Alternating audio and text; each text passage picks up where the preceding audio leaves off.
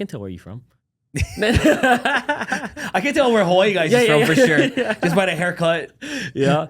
Style. Yeah. Yeah. But like you know, people from the East Coast dressed one way. Yeah. People from New York dressed one way. Like Middle East dressed one way. The Bay Area, but it's like it's all mashed together now, style wise, and you can culture wise too. Yeah. We're just traveling a lot. That's what it is. Way more traveling. Hawaii alone get like 50,000 tourists every day. So all of that's bringing like mixed culture, Asian, Europe, States, other Polynesian islands. Specifically with the social media, like you say, like the shootings in Hawaii right now, how many there are? It's crazy. Yeah, I think Hawaii's getting bad. I think also. Do you think it was always there, or is this because social media? I do. I think it was always there, but now I know of it too from before. Yeah, but it just was never on the news now, and stuff. Yeah, and it can get blown up. You don't feel like it's more widespread now? It's widespread, like news wise, but I definitely there was a lot of it before. There was a lot of it before. No, there was always a lot of it. Don't get me wrong, but I feel like people are a little more bold with it now. Yeah. Okay with it being in the open. Oh, yeah. Like there was a lot of like secret crime that was going on, but I feel like it's just a lot more open now. It's hard to hide, that's why. It's got to be open now. And like you're a product of like what you said, what you listen to and everything, what you right? See. What you see. They glorify it on social media and music videos and stuff. Well, the clip of those kids that was just robbed the 7-Eleven, right? Did you see that one recently? Well, I'm telling you, I used to do that all the time. It just never had cameras because, like, beer runs, that was a thing, bro. Yeah. Just but where like a guy's like holding open the door and then there's like 10 kids inside with ski masks on that are just like say fuck you and grab it. Did that exist before? It did in my era. That's 100%. I used to, me and my friends used to beer run all the time because nobody was old enough for grab, and our thing was like, you have to be fast enough to chase us. No, wouldn't you be trying to be quick? That was the thing though. Like, weren't we trying to be quick? Yeah. These kids are just like, fuck you. What you gonna do? Yeah. Come fight me. Brah, pandemic has changed everything. Yeah.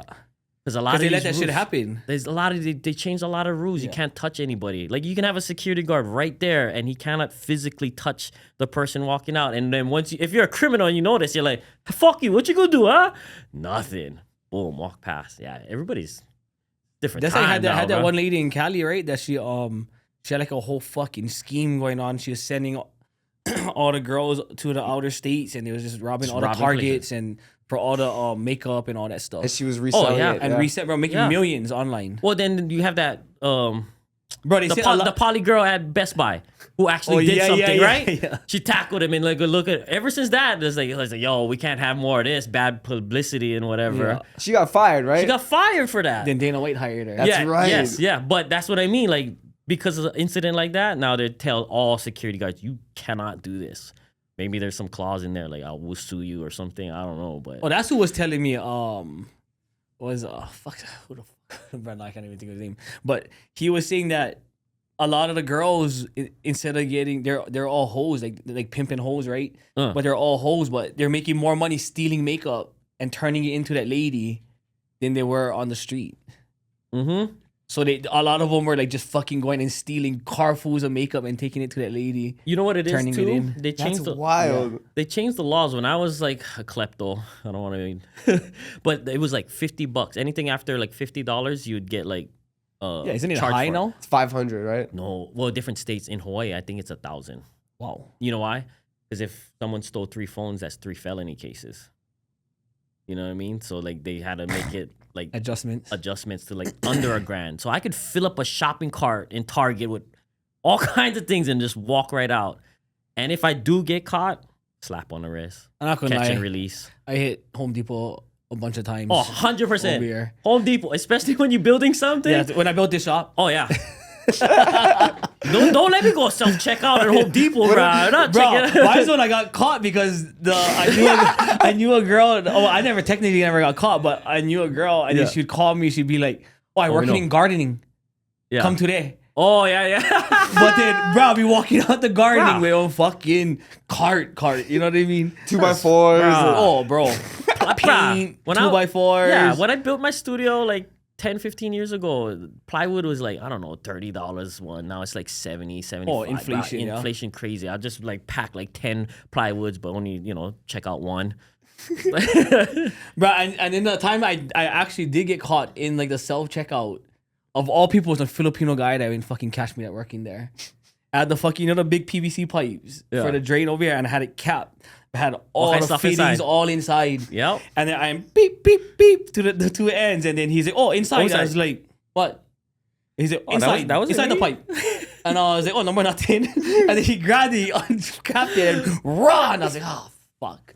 But how did that get but technically, you're not stealing until you leave. Yeah, I was still inside the store. Yeah, see? I'd ring them up after exactly. that. Yeah. So you might as well try to get away with them I think if you can. It's got to be like once you get past the registers, because those are some of my favorite videos to watch. Of like the black chicks when they get outside, like, you tripping. What you doing? I got my receipt. Yeah. Yep. Oh, those are the best videos. I love those. That's right. Just see what you can get away with. Worst case is you just got to pay for them what you was going to pay for anyways. Yeah. But they never do. There's no accountability. It's just like, nope, didn't do it. Take off. There's no pride in work anymore. Also, that's why you're getting paid minimum wage to ring up people. Like, you don't want to risk your health or trying to protect this company, like a Home Depot, for example. I don't see anybody like only that one Filipino guy that caught him. Everybody else does see it and they be like, nah, I don't want to deal with it. We had Lazy Boys from the UFC. He's one of the biggest Mexican stars now. He said it best. Walmart is everybody's best sponsor. Like, that's everybody's sponsor, right? Yeah, Walmart. He wouldn't have made it to this point if he didn't have Walmart, he said. Wally World. Where did you grow up on Oahu? Aliamanu. So it's like a little bit up the road from Aloha Stadium. Radford is my district, high school wise. We have a Target there now. Yeah. What was it like growing up there? It's an old neighborhood. So everybody that lives there has been there for like generations. Like my family's been there for like 6 generations already. We have like a couple houses on the same street. But I know all my neighbors. Straight up monopool truck kind. Guys drive by. Everybody's been there forever. Now it's getting a little bit gentrified as far as everybody in Alimano starts with a single house and then they just build extensions bring their family over, but now they're renting it out to like military people. Really? Yeah, it's close to the airport, that's why. Close to all the bases too. So you ever been there, Alimano? Yeah. Crater?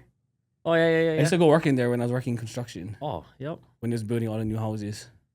Yeah, now that's like another thing. Military take over all of. Is it military still yet? It is, yeah. You don't need access though. You don't need like show your ID to get in. It's nice in there when he was building it. Yeah. It's still nice. Yeah. That's new houses. Because that must have been only like 15, 20 years ago. Yeah. That's crazy. So wait, it's all military housing up there?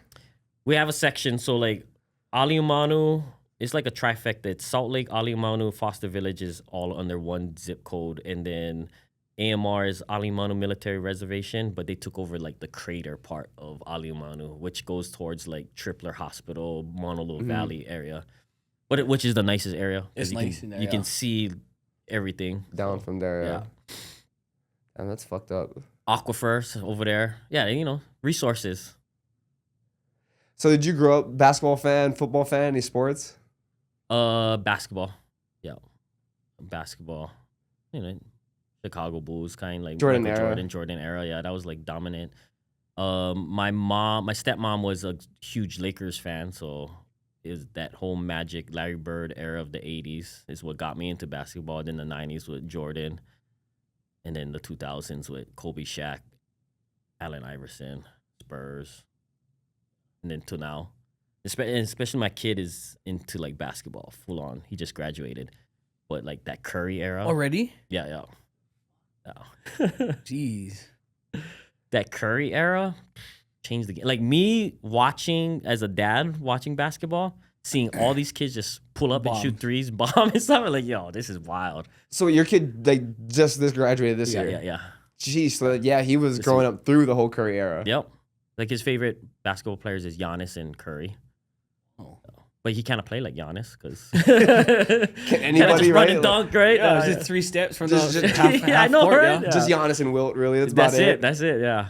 So, yeah, basketball. So LeBron James or Michael Jordan? Who's the best of all time? Michael Jordan. I think the problem is LeBron put a target on his back.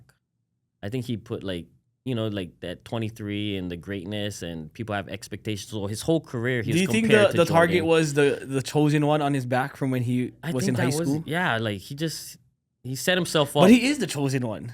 He's that gifted. That's my thing is right? like, if he didn't have that comparison to Jordan and we could just appreciate his greatness for what he'd be, but it's because everybody wants to compare him to Jordan, which is like unfair in my opinion, because they're two. I know we always get into this argument, but I appreciate everybody's era because it was different eras. But like I said, I was kind of grew up in the. I like Jordan because of his competitiveness. So like as a battle rapper, as like as everything competitiveness, I like his mentality of like the game.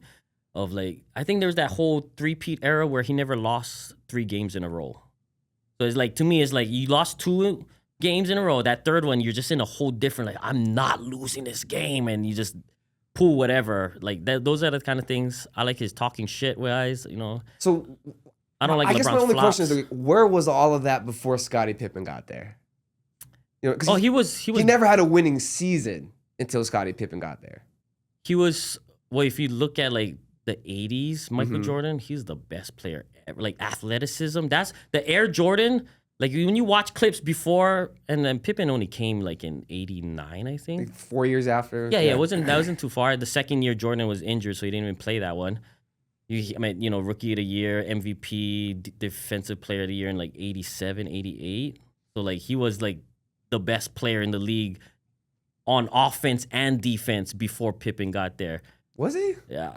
I thought he didn't win this until Pippen got there. No, he didn't win a championship. He didn't get a winning season. No, I thought he didn't win an MVP until Pippen got there too.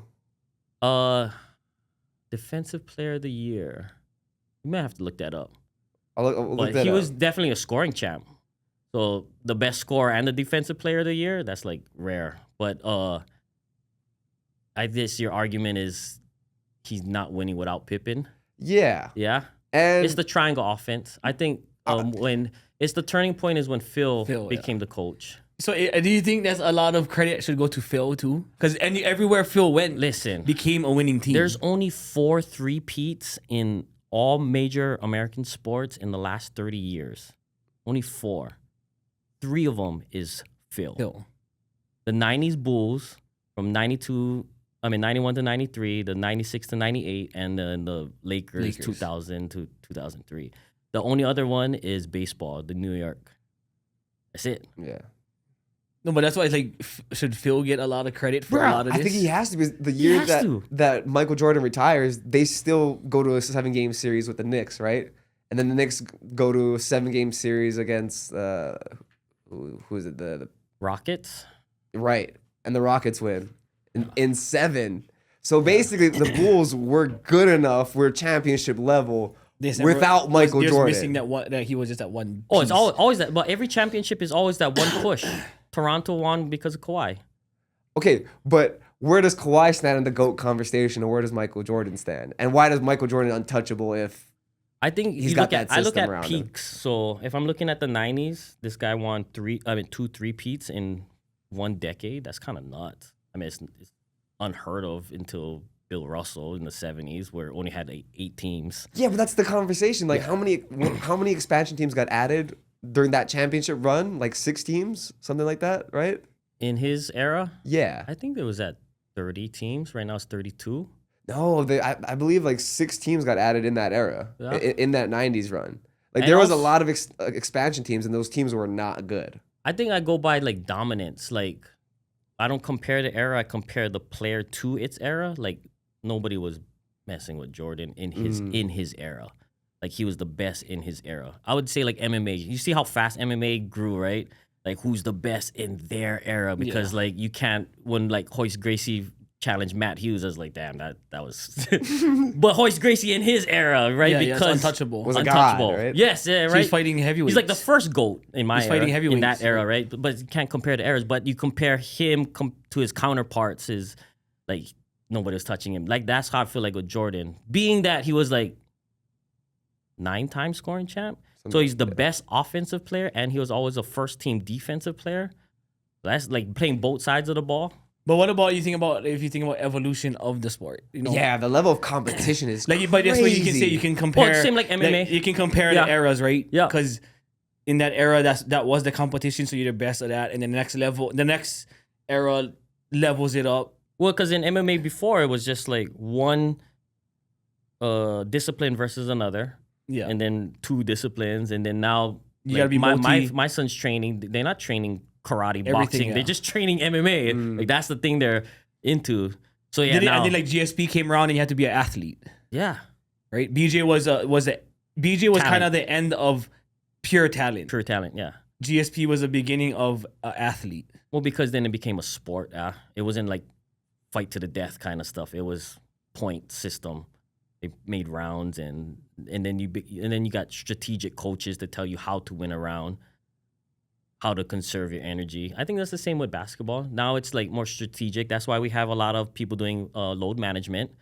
I think the contracts is just ridiculous. That's what it really comes down to. You think is it load management, or is it because they drug test more?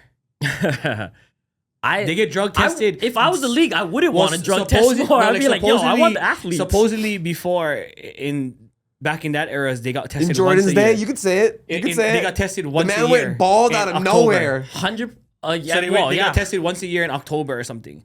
But now they get tested like don't quote me. It's like 4 to 6 times a year.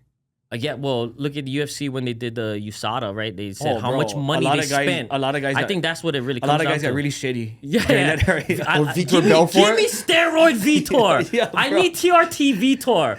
Bro, I want to see those kind of fights. I don't want to see flabby Vitor, bro. You ever seen that pic from the 2014 or to 2024? Yes. He just all I need Dan Henderson. Henderson. Handles and tits. I need Hendo. I need all of them. Oh, bro. Dan Henderson was Yeah, I need all. Give him. That was the best time. Give Chael Sonnen the needle as much as he can, bro.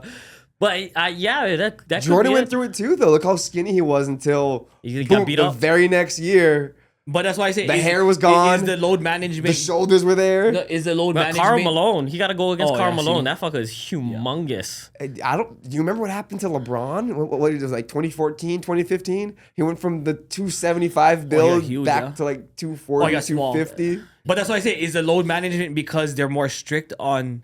Well, that's what I'm saying. That was the year that they went to those stricter testing. Yeah, I don't know what I mean. I think the load managing is also because you make so much money. So like, look, Magic Johnson signed the biggest career in his era, which was $25 million for 25 years. He was making $1 million a year, right? Yeah, they're making that every year. No, that's like. I think SGA is gonna sign a 5-year contract for $380 million, which is like 72, I think, a year. So when you make that kind of much money, you think about your career longevity more, right? Back in those like 80s, 90s days, they just wanted to play every game, and they played through injuries. Now it's like, nah, I gotta preserve myself. That's kind of like the LeBron era. He kind of showed everybody this longevity. He's going on year 23, which is kind of unheard of, right? Still playing at that high level. But it's because he took care of his body. He did slow down a little this last season, though. Yeah, but it's taking care of your body. Or do you think he knew they wasn't gonna go all the way, so he backed it off? Yeah, that's what I mean. Like, you can gauge, like, okay, I'm not gonna make a championship run. I'll just cruise this one. If I can sign another like 4-year extension for X amount of money, like, because a lot of those basketball player careers don't last that long. So like, why not load management? LeBron played with everybody. Guys' dads. Rah, yeah.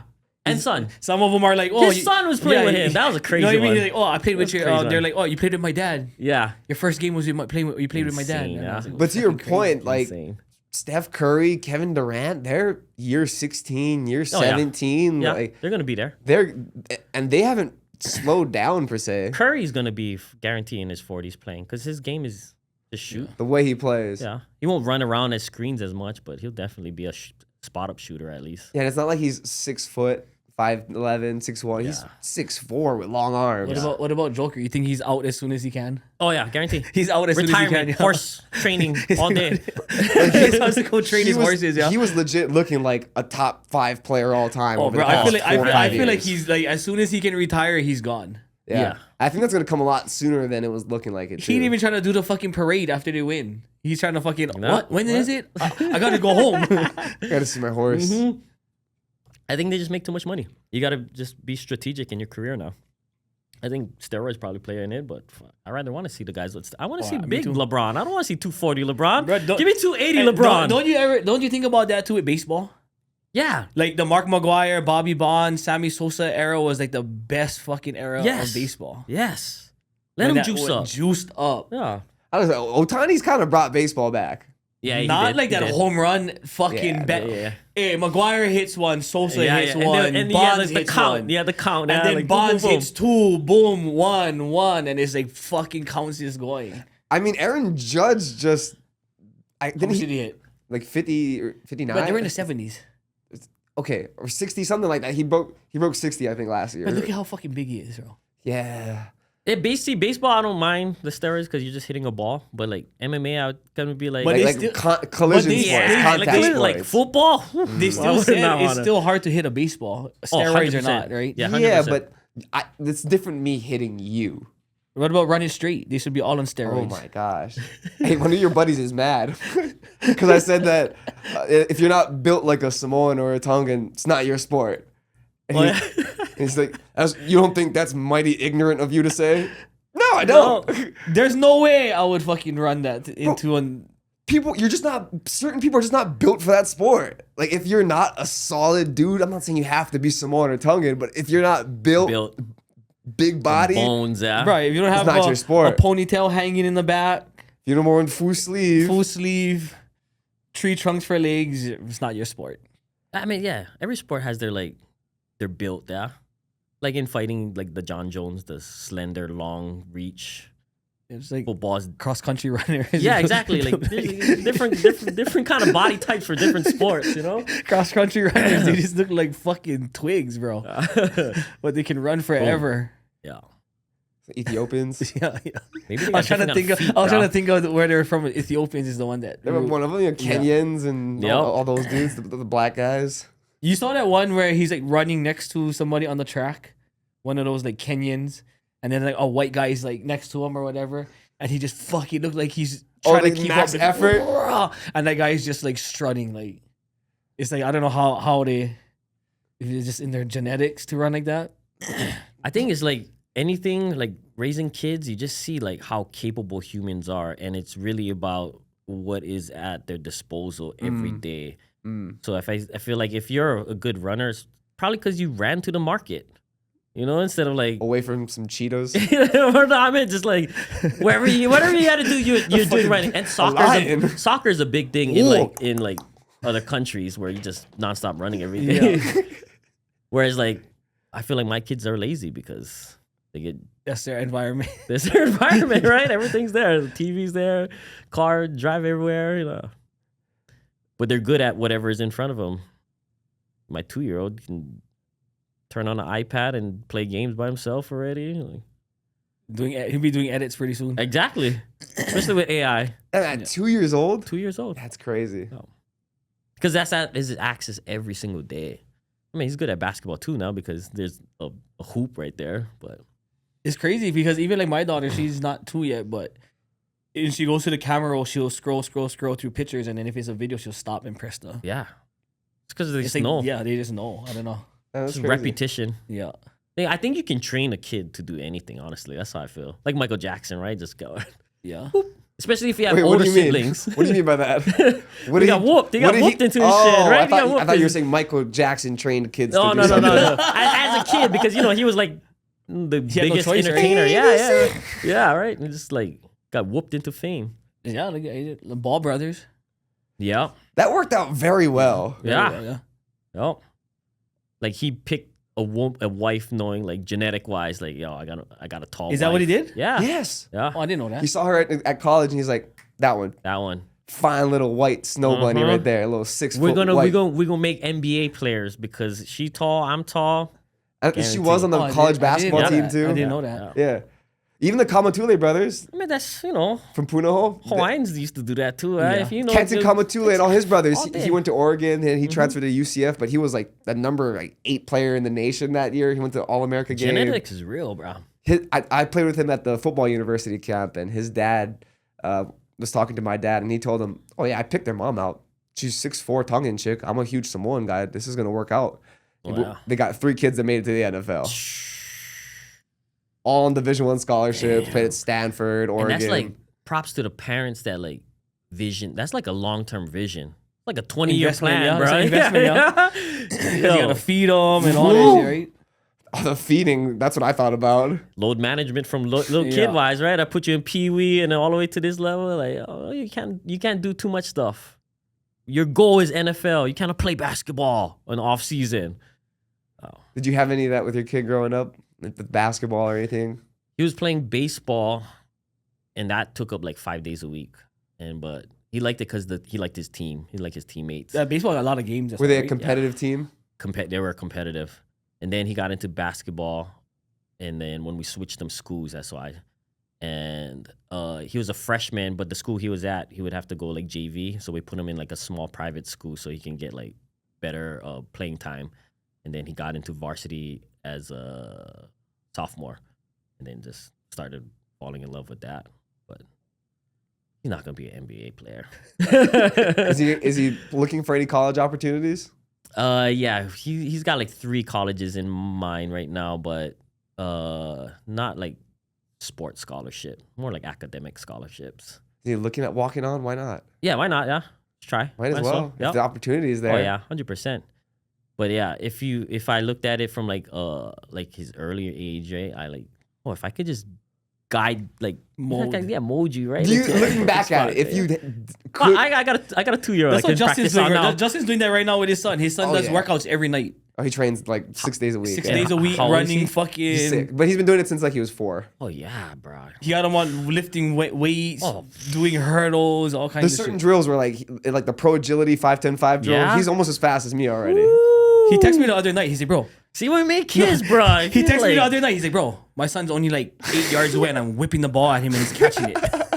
My 8-year-old, I was beaming at him. I was like, "What?" He's like, "I'm whipping it, and he's catching all the balls." Bro. My 8-year-old can rap better than most of the rappers in Hawaii right now. I believe it. I believe it. Hey, I'm not gonna lie. You can rap better than most of the guys that come into Hawaii that try to battle you, or even rappers, bro. And he's just picked it up. Yo, where did you get all that from, though? What's that? Because from back in the day, I used to listen to you rap, and I was like, how the fuck does he come up with all this shit? Repetition. Just like how you doing your drills with your kids. How many times? Like 6 times? What do you mean? 6 days a week? 6 days a week, yeah. Just rap 6 days a week. You're good. And that's where you come up with all these different... I was working at Pizza Hut. My radio broke. I was delivering pizzas, and that was like my repetition. In the car? In the car. Freestyling? Or? Yeah, because like I'd grab pizzas, go out, maybe 10-15 minutes on the road. That's like 10-15 minutes of freestyling rap. And I had the morning shift, like 10 to 6 was my shift. But I used to stay up to like 4 o'clock in the morning. I'm just like a night owl, so I didn't really have that much sleep. So to keep me up was like freestyling. You should look at stuff. Freestyle. And then when my radio came on, and I'd make beats the night before, playing instrumentals all my shift, and then just rap towards the beats. It was all self-taught too? It's all self-taught. But I had to see it first. Like, I saw, I think it was like datpiff.com used to throw all the smack battles. This is like straight New York battles. And in high school, the biggest one was Cassidy versus Freeway. I remember that one. Yeah. But that was like the era before they used to only rap over beats. But that one battle, Cassidy did it a cappella. And then that kind of became the new style of rap.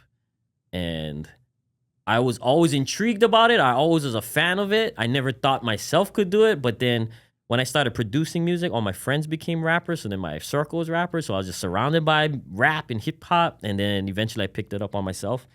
But yeah, I think to be good at anything, you have to be a fan first. You have to love it. You have to be passionate, because then that's going to make you want to. Yeah, but your creative style is what makes you so different. Like the shit you talk about. Yeah, I think that's a different thing, right? Like the creativeness. You take political, you take current events, and then you're able to mash it all together and make it funny. Yeah. At the same time, I think that's. And then sometimes you can just go at guys. Yeah, I think that's just my personality. And then breakdancing too kind of helps you with the creative side, like putting moves together and thinking outside of the box, and also competitiveness. And then I was always like a class clown growing up, so throw that in there, and then I think I would say this, boredom sparks creativity. So like I was bored a lot as a kid. So I always had to go outside, figure out what to do with my time. I look at kids now, like my kids right now, if they have an iPad, they're not gonna do anything, right? It's like when they're bored, they're like, oh, all of a sudden, I don't know, how did you just make this mansion out of these Legos? You would have never done that if the TV was on. So like for rap, especially in Hawaii, we didn't have like a certain rapper to look up to. There's nobody from Hawaii. So I would listen to West Coast rap, East Coast rap, South, all over the place. So all my influences was like all over the place. Mainstream rap to underground rap. So I kind of like blend in just whatever I like. Take little pieces. That's one thing I always noticed though from way back in the day. Especially when you'd battle, I'd feel so sorry for the guys, bro. I was about that Asian guy at the travel all the way here to get fucking murdered. I'm like, bro, you never did your fucking research just before get teased, basically? Yeah, you never fucking did your research before you flew here. I think a lot of them did do their research, but my problem with the beginning stages of my freestyling was I battled people I've never seen in my life. It was like events that was like, you show, we're throwing this event, whoever shows up, we're just gonna throw a battle. So like back in those days, it's like you literally had to come up with things off top of the head. Now the game has changed. Now it's like it's like an MMA fight. Like I know who I'm gonna battle 3 months ahead of time, and you can prep for it now. Find out their baby mama drama. Exactly. Dig, do some research. The gay guy that hooked up with him 2 years ago. But that's what makes it good, right? Because now it's like, oh, you can really go in. Yeah. Whereas before, I could only talk about your features. Yeah, right. Like I don't know anything, and then that's why I guess it became like almost racist too, right? Because if I battle an Asian guy, then I just got Asian jokes for days. But they're like, oh, that's all you can rap about. So like when mainline people say, he's like, he doesn't got it. But then now, like if I know I'm battling you, bro, and that's where it comes. Like I'm gonna serve you. All these other people I battled, I never had time to prep. Did you have a lot of rap battles against Asian guys back in the day? I only had one. That was at the Farmers. That was like the only. Oh yeah, I felt so bad. It was funny because I never battled. I probably had like 20 battles. I never had an Asian guy. So when I battled him, I was like, oh my gosh, I have so much to say. What the heck? It's just like popping in my head. I was like, oh. What were your favorite ones that you remember? Oh, damn. That's the problem too, as I don't remember. I have to watch them, but I think I said something about like something like you look like Akibono and the Genki logo mixed in with the son of Maisie Hirono or something like that. The guy got That one was brutal. That was my last battle actually, and I want to say that's like 6-7 years ago. I never battled since then. Wow. Yeah. I would like to, but I don't know. Nobody like anymore. I think they have it over here now. I think that's what one of them wanted to bring me out over here. I'm gonna check them out. That'd be good. Be good fun. One guy wanted to battle, and he's from Hawaii, but he lived here. He did all his whole battle rap over here.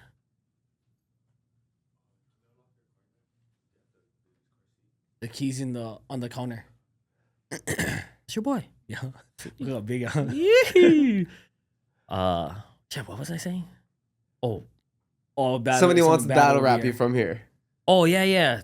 So I checked out the league and I just warned them. I was like, yo, the last thing you want to do is battle me in Vegas. I promise you, that's like the worst case scenario for you. I was like, nah.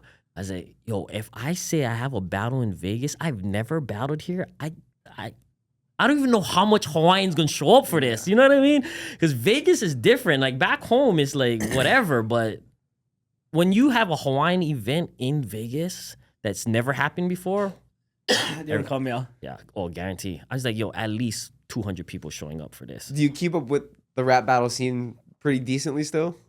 Yeah, like usually when I shower, that's like my time, or like when I'm driving, put on like a battle. But I'm not as like up to date as I used to. I just watch like the big battles. So who have you seen out there that you would like? Yeah, I would like to battle. Man, I don't know. I think a good one would be like Dumbfounded, but he hasn't battled in a while. Disaster. Everybody always try to pitch like someone like him because like I don't want to battle a gangster rapper.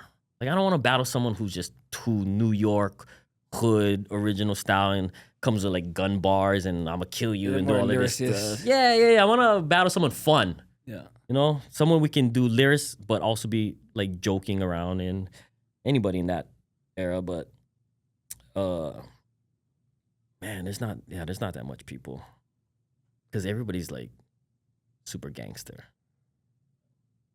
What's up with that? Why does everybody got to be gangster? I guess it's a battle. Huh? You just gotta. I think it's a culture thing too. Like, who can come up with the most creative ways of saying the same thing, which is like, I don't know, gun bars, I guess. But do you ever have gun bars in your music? No. Not I can remember. I'm sure there is some small ones in there, but nothing like crazy. Is it ever like, do you ever have to like force yourself to keep it out or? No. I think I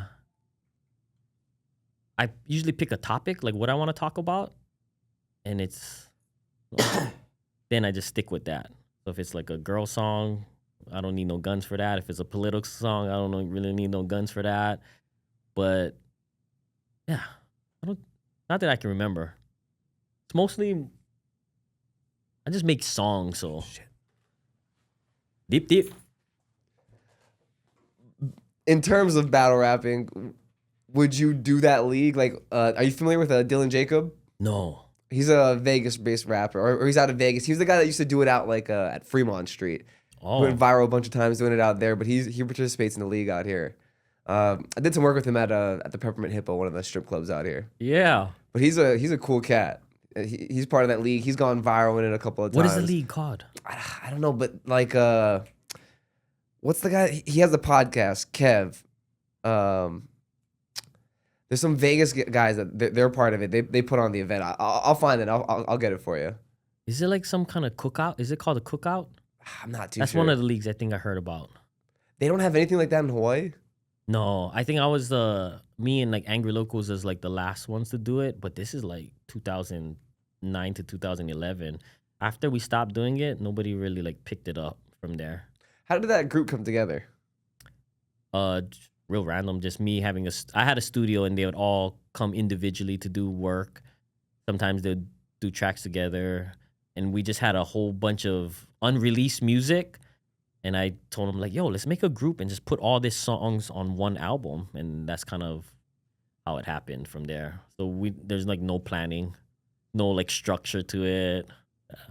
There was no thinking of continuing and keeping it going. We did like a run for like 2 years, from like 3 years, 2009 to 2011. We did 3 albums, but all those albums was like, well, the first one was just a collection of songs. The second one was a tour, like West Coast tour. We did the whole album in 2 weeks while we're on tour. So I had like my mobile setup studio in the hotels. And then the third album, we did that on a week's vacation because Mike 3 actually lived out here in Vegas. So we flew him down for a vacation and did a whole album in a week. But no, like, we was horrible at marketing, no management, it was just straight like put it out and see what happens. I honestly think they could Angry Locals could be a big brand because it's beyond music. Just that term Angry Locals could be like relatable to so much other people. Yeah, it would be huge merchandise. Like, that'd be very, very marketable. Yeah. I'm looking for a manager, by the way, for Angry Locals. So if you just want to take on, I'll give you 25%. Everything we do.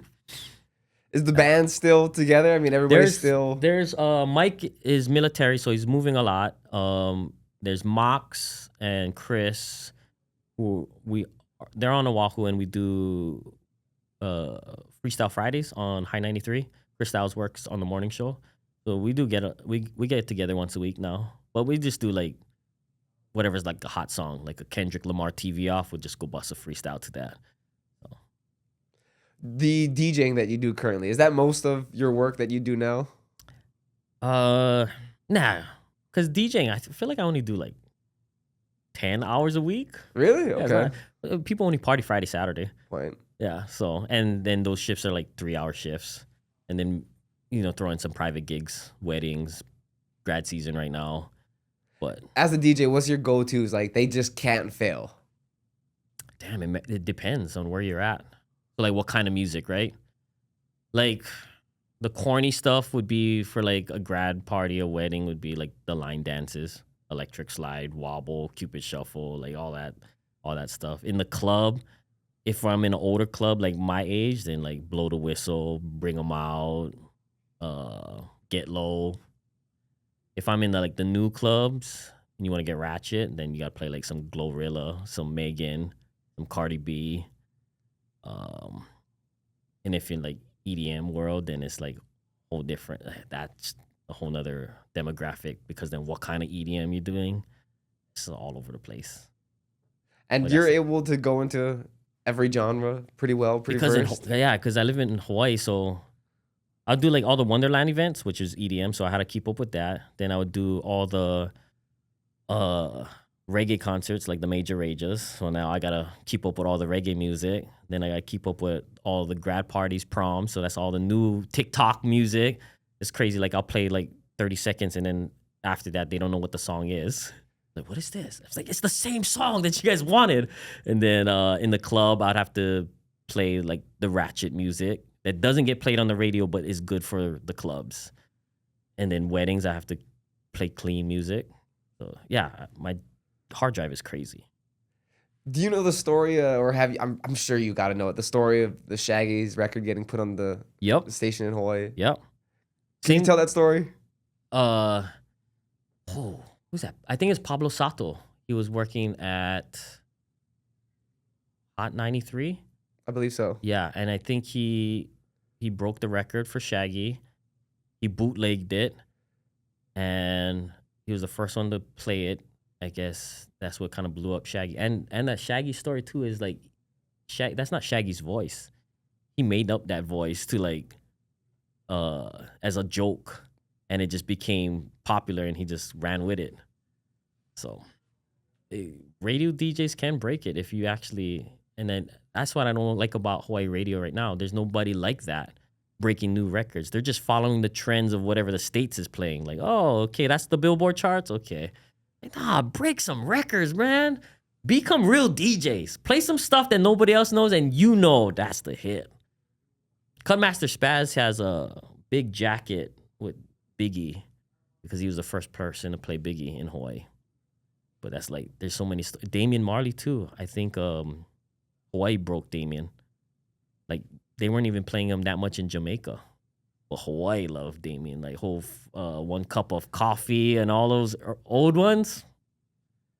We need more of those DJs. Was UB40 always, like, huge worldwide? I don't think so, man. I don't know the story, but I wouldn't say so. I mean, growing up, I thought UB40 was from Hawaii. That's right.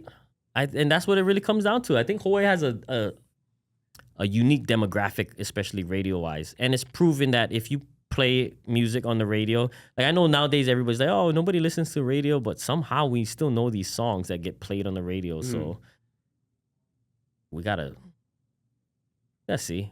There's some changing. A lot of people are doing more podcasting for information. Nobody's really tuning into radio, but it's still a source.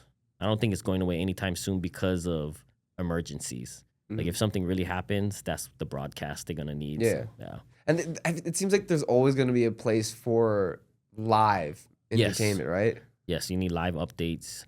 Right now, what's going on with radio is they're cutting out a lot of stations. So, like, let's say you have 100 stations throughout the nation, and they'll cut out 80 of them and only have 20. But then, let's say one station does, like, West Coast. One station does East Coast. So now you have, like, one jock doing, like, 20 stations because they're just not making as much money. But the thing about Hawaii is you can't do that because we don't want to hear someone from California doing our morning reports, right? We want a local. Otherwise, we're not going to tune in. Yep. Yeah.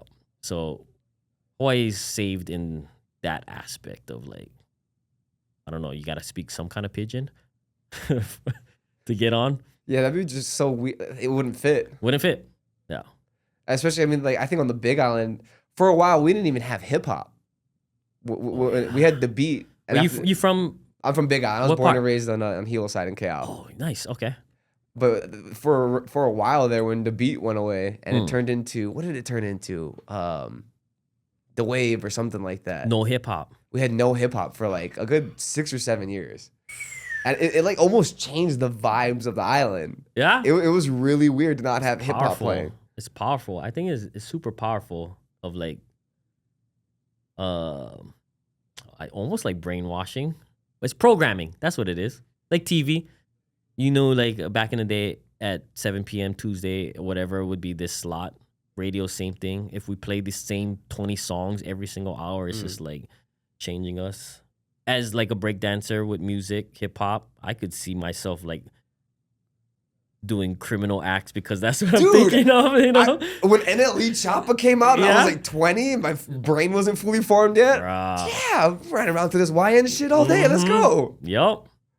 I feel like a 16 and 17-year-old kid listen to this, that can't go well. That's why I'm like super strict on like my son, like he only can listen to Christian rap. I don't even want you to be influenced by anything else ratchet. Bro, Kanye West's new song? Oh, yo, I don't even pay attention, but I see some stuff about him, and I'm like, yo, I cannot. I see the anti-Semitism online, and we had a Jonathan Jossel. He's the CEO over at the Plaza. We just had him on recently. Oh, yeah, I seen that one. Jewish guy. I had asked him about it, and we had caught a lot of slack on a clip. People were calling us sellouts, but I mean, genuinely, we didn't grow up with many Jewish people in Hawaii. I don't even, So I wanted to know from a Jewish person. Asians own everything in there. Yeah, exactly. So I want to know, like, why does everyone hate you guys? Like, I want to know his standpoint on it. And it's just, I was very, sensitive to the fact of the anti-Semitism. And then Kanye West puts this song out and a catchy beat with some great horns, and I'm in the room. Yeah. Yeah. Well, you know what anti-Semitism comes from? I don't. It's Noah and his 3 sons. One of them is Shem. So from Shem's lineage is where we get Jesus from.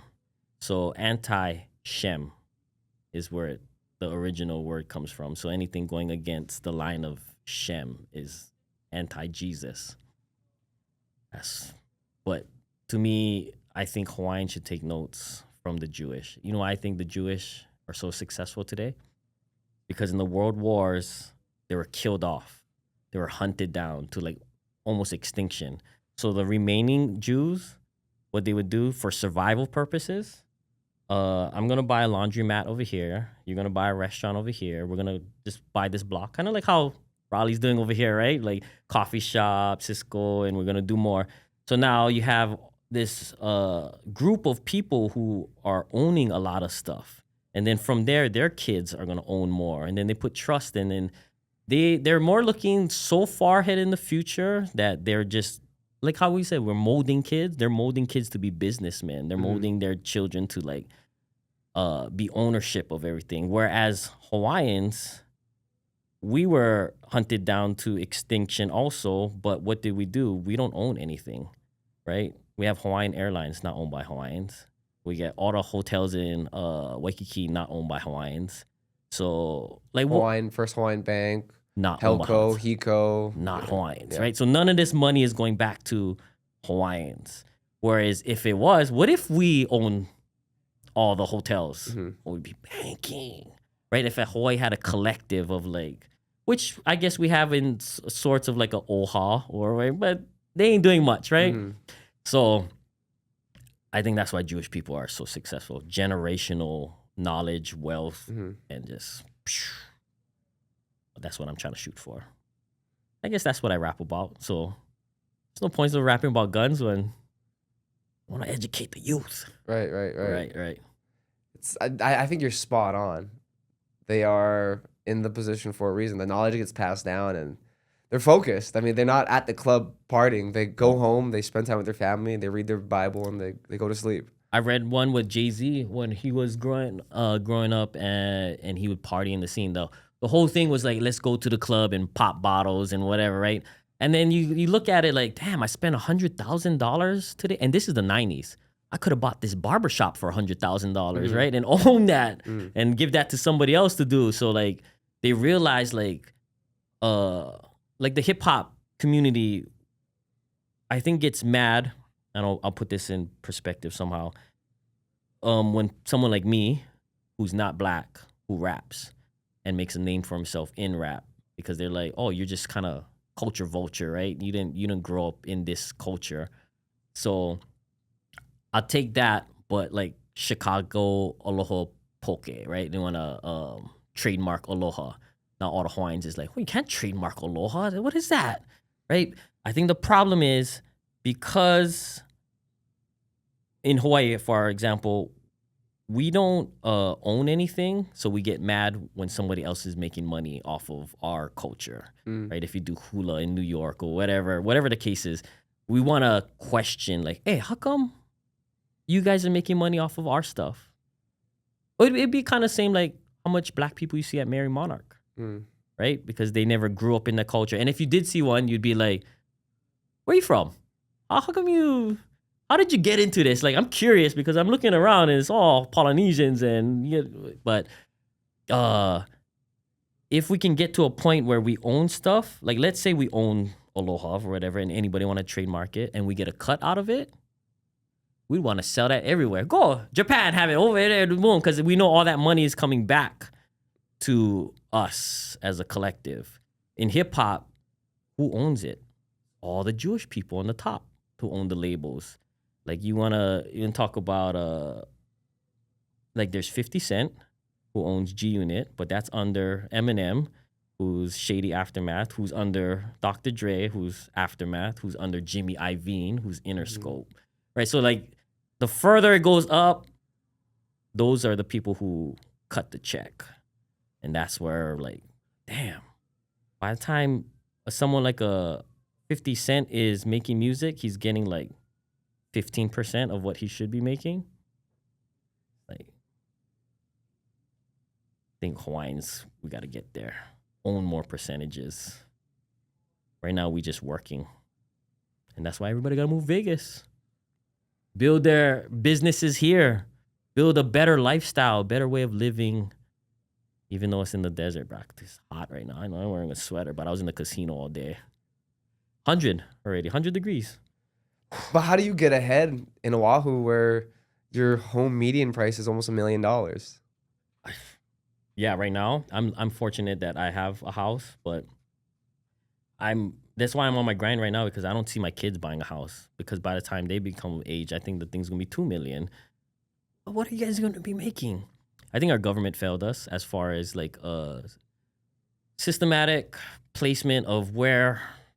You know what it is? It's foreign buyers, right? That I was reading one with Singapore. So Singapore is one of like the richest countries, but they have a super good affordable housing system where like a 2-bedroom apartment could be like $150,000. And if you're a first-time buyer, it can go down to $60,000. But the government has this thing where if you rent a house, you don't care about it. So you're going to be gone in a year, so you treat it like trash. If you own it, you're going to take care of it. You're going to want to live in it. Then everybody around your community is also owners. So now you have this sense of community. Then you want to all take care of each other. So everybody's growing up in this mindset of like, we live here. This is ours. Let's take care of ours. Whereas like America is like for profit, right? I'm going to buy this house because I want to flip it. You never even step foot in the house and you're just selling it. Whereas Singapore is like, if you do that, you buy multiple houses, they'll tax you so crazy. It kind of like prevents you from wanting to do that. And the house is so cheap, you're not even going to flip for that much money anyways.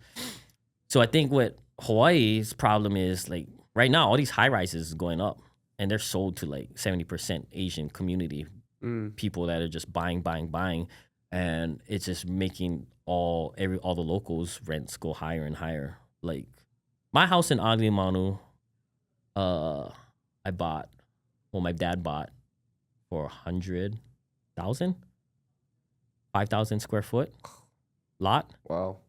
It's worth $1 million now. Wow. And this is not even a nice place, bro, to be honest, like old neighborhood. But that's what I mean. It's like it's getting to a point where you can't afford it.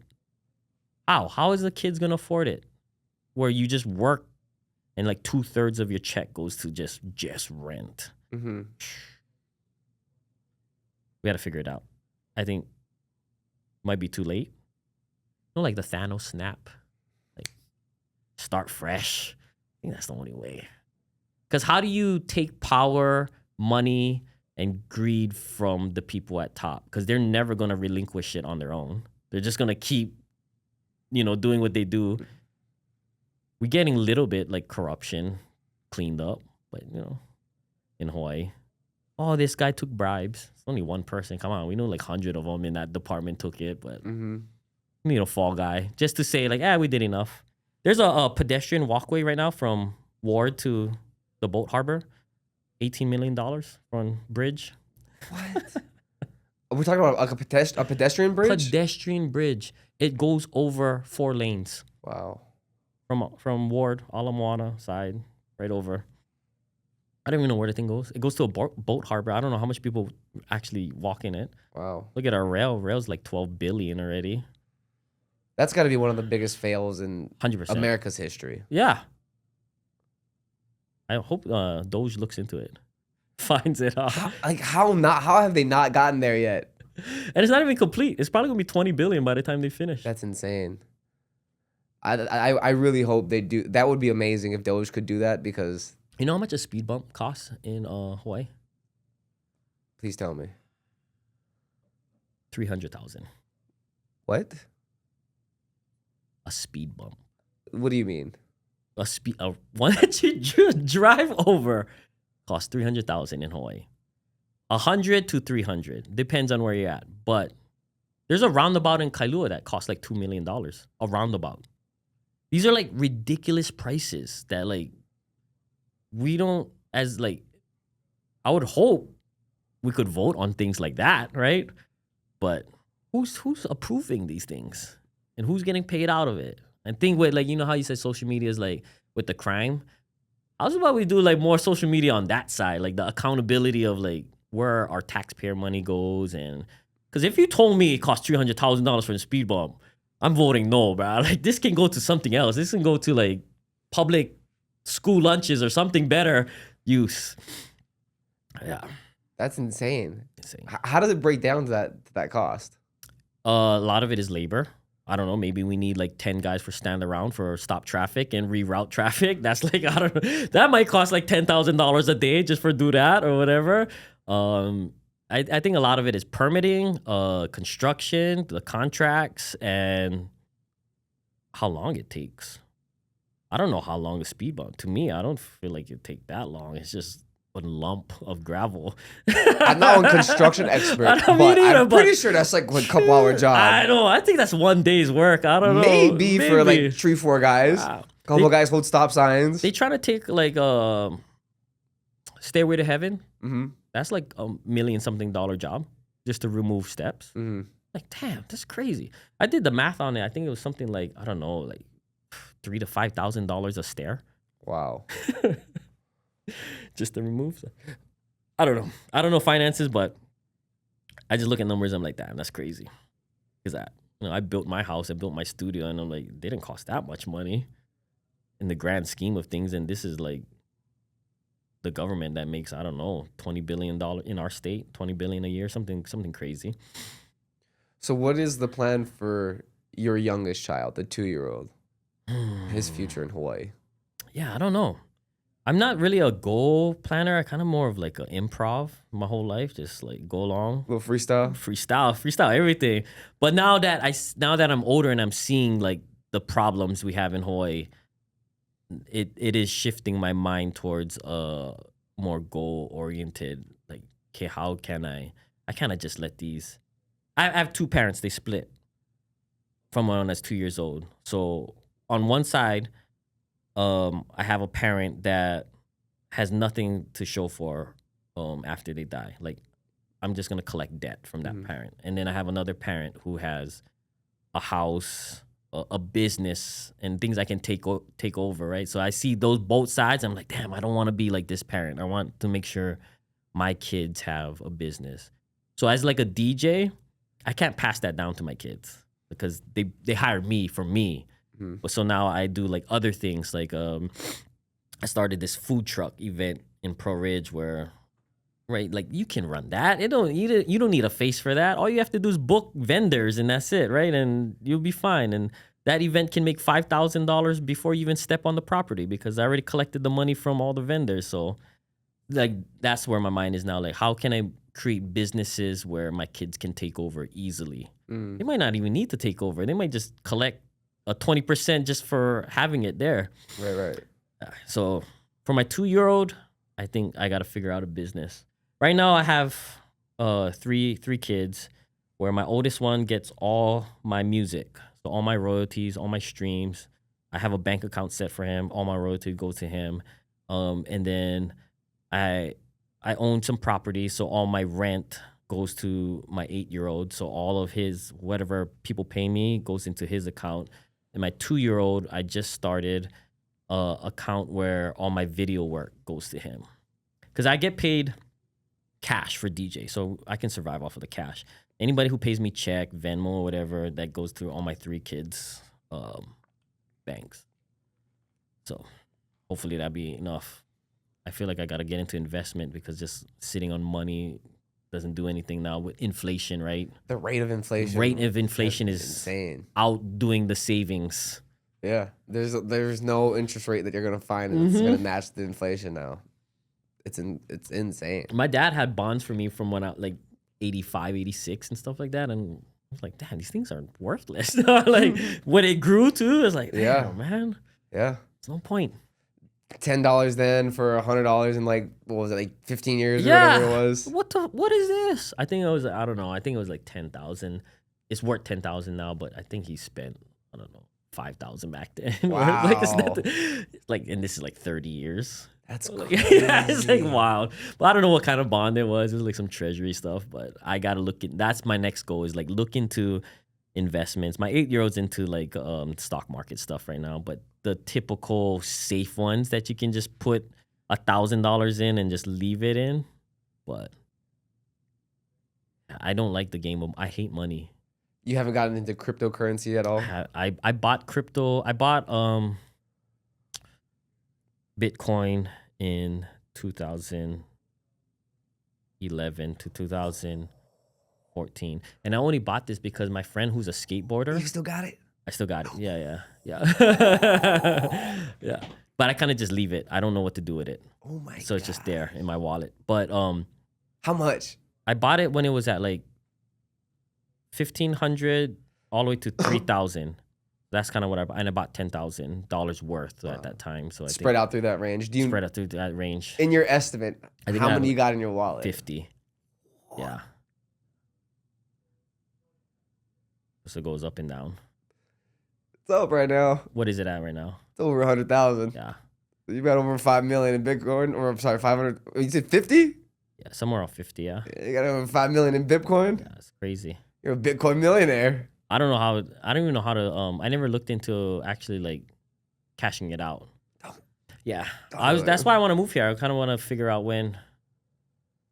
But I got lucky because my friend who was a skateboarder at the time, he had Bitcoin from like 2000, like the earliest days of Bitcoin. I don't even know when it was, and he only had it because he used to buy a lot of stuff off the black market. Because he wanted fireworks, firearms, and all kind of stuff. So he had, I'm not even joking, thousands of Bitcoin. Now he's retired and he just travels the world. I hope he just doesn't overdose or something, because he's going way too hard. But he's the one who told me, like, get on. And I got on it too late, I feel like. Because when he told me to get on it, it was like only $100. And I never was like, man, I don't even know what this is. I don't even know what stocks is. But just invest. That's crazy. Yeah. Did you realize you had millions of dollars worth of Bitcoin? I don't know. At some point, I think it was like pandemic, it went really low. There was one point where I was like, it looked super low, and I was like, I'm not even gonna look at this again. I'm just gonna wait until I'm ready to pull out. So I gotta look. Don't look at my baby mama has it because I don't even want to touch it. It looks like it's just gonna keep going. It has, right? Like every time I say like it's not, and then it's just like what? No, it's hit that point where it's undeniable. It could reach that. I could see it. I don't get it. I don't get the foundation, the basics of it, because I'm such a I'm a gambler. That's why I like to come to Vegas. But I like tangible money like right in front of me. I'm a sports bettor. I want to see how much I'm betting right now and how much I'm getting. The Bitcoin game, the stocks game, I don't understand it. I need someone to explain it to me. I don't get it at all. Yeah. I've had buddies that have tried to get me in on a couple of projects, but they were legitimately pump and dumps where they had rug pulled and they had made a pretty good amount of money, but some Wolf of Wall Street shit. Some like they could easily go to jail for several years. Yeah, that's the game too. Like I don't understand like so much shadiness. Yeah, you can do with it. I mean, don't get me wrong. They made like I think on one of them they had made like 4 million, and the other one they made like 12. See, that's what I'm thinking. Like, and we're talking within like a week, 2 weeks of like coding and programming everything. Imagine what like the government does, because there's no accountability to them. You can call them out on whatever, and you gonna sue them. Right? You can't do anything. How much times have you ever heard the CIA say sorry? They don't even acknowledge people. They're just like, you can say whatever you want. We don't even know because there's no accountability. Like $300,000 for a speed bump. Who's gonna say anything about it or do anything about it? It's so hard to get like petitions. They don't care about the petitions or whatever. How many protests we show up at the Capitol and do things and hardly anything gets changed. So I think the only thing that got changed is we can't have men go in the women's bathroom. I think that protest won in Hawaii. But it's crazy. It seems like Hawaii is, or statistically, Hawaii is one of the most democratic states in the United States. Yes. But Prince Kahil was a Republican though. It stays that way though. It hasn't. It's hard. It's hard to switch. It hasn't changed for years and years and years, and they're still pushing the same agendas though. It feels like. I don't understand why they keep voting the same way though. I think it's power. I think Okay, so right now I think there's a few Republicans. So Uncle BJ. He's not in though. He's in bed getting arrested right now. Oh, you saw the video the other night? Yeah. That just went like worldwide news now. Yeah. Well, I think Uncle BJ went viral. As far as I know, you got Brenton Awal, who was a newscaster. Yeah. Who quit because he didn't want to do false news. Yeah. Who became a Republican. You get Diamond Garcia, West Side. He's a pastor, preacher, something like that, who became Republican because he wanted to take care of Waianae. He's a Kapolei. Sorry, he's a Kapolei. Who else is there? Andre Tapoya? I don't know. I haven't been home in a minute. But she's a UH professor who wanted to change. You get Augie T, who's a comedian who wanted to change. So like these people come from the community they're in that want change. But then they're against like 45 other Democrats. So anything they bring to the table just is pointless because they're just going to get outvoted. What is it? Awal was trying to do the one where to buy a home in Hawaii now, they're trying to change it up, right? So you have to live there so many years, actually live there, right? Yeah. Not just fake like you live there, right? And that gets tossed out. Because I honestly feel like that's like one of the number one priorities that is needed. Yeah, I think that's why everybody's getting driven out. Their plan was to copy New Zealand. Because Japan too, right? Yeah. You have to be resident, right? But even to own a business in Japan, you have to have a Japanese, what's it called, business partner. Like you kind of just go out there. Yeah, I kind of just go there and start one business over there. I have to to have a partner from there. Yeah. So at least half of the money stays there. But in America, since Hawaii's American, it's like against U.S. Constitution to ban it from a certain group of people because freedom, right? Like, if I want to buy land, I should be able to buy land. I don't know. I feel Hawaii should be a little different, huh? Yeah. I don't know. I'm kind of far from there. I'm hoping, though. I get hope. We can do it in small groups. Like the Waimanalo Hawaiian Nation. Yeah. You know, it's like a blueprint of what can happen because that's the first protest that actually got land grab. Because when you think about a protest, all you're doing is stopping something. They actually got They told them to shut up here, have this, right? Yeah, right? That's like they wild. have their own community, like that's theirs. In Waimanalo, they got nice acres, too. right? Yeah. Well, no, it wasn't nice at first. Oh, they made it nice? It was like full of eucalyptus trees, which what's kind of fucked up by the government too is because they put those trees on purpose to stop the ahupua'a from coming down. They put all the trees to block all the water, and then Bumpy already knew that was from a long time ago. So he picked that land. He's like, oh, you like kick us out? Give me this land. They looked at that land. It's like, go. Trash, yeah, trash, bro. You can have them. Boom, they clean them out. And they have the Aloha Aina Day or something like that every once a month where the community comes and helps take out more. So the community is growing bigger. But I think that's like a blueprint of where Hawaiians can, like, okay, Mauna Kea, for example. How come you guys never just take the land? That would have been better, right? Like, we protest this. That was like the biggest protest in Hawaiian history, bro.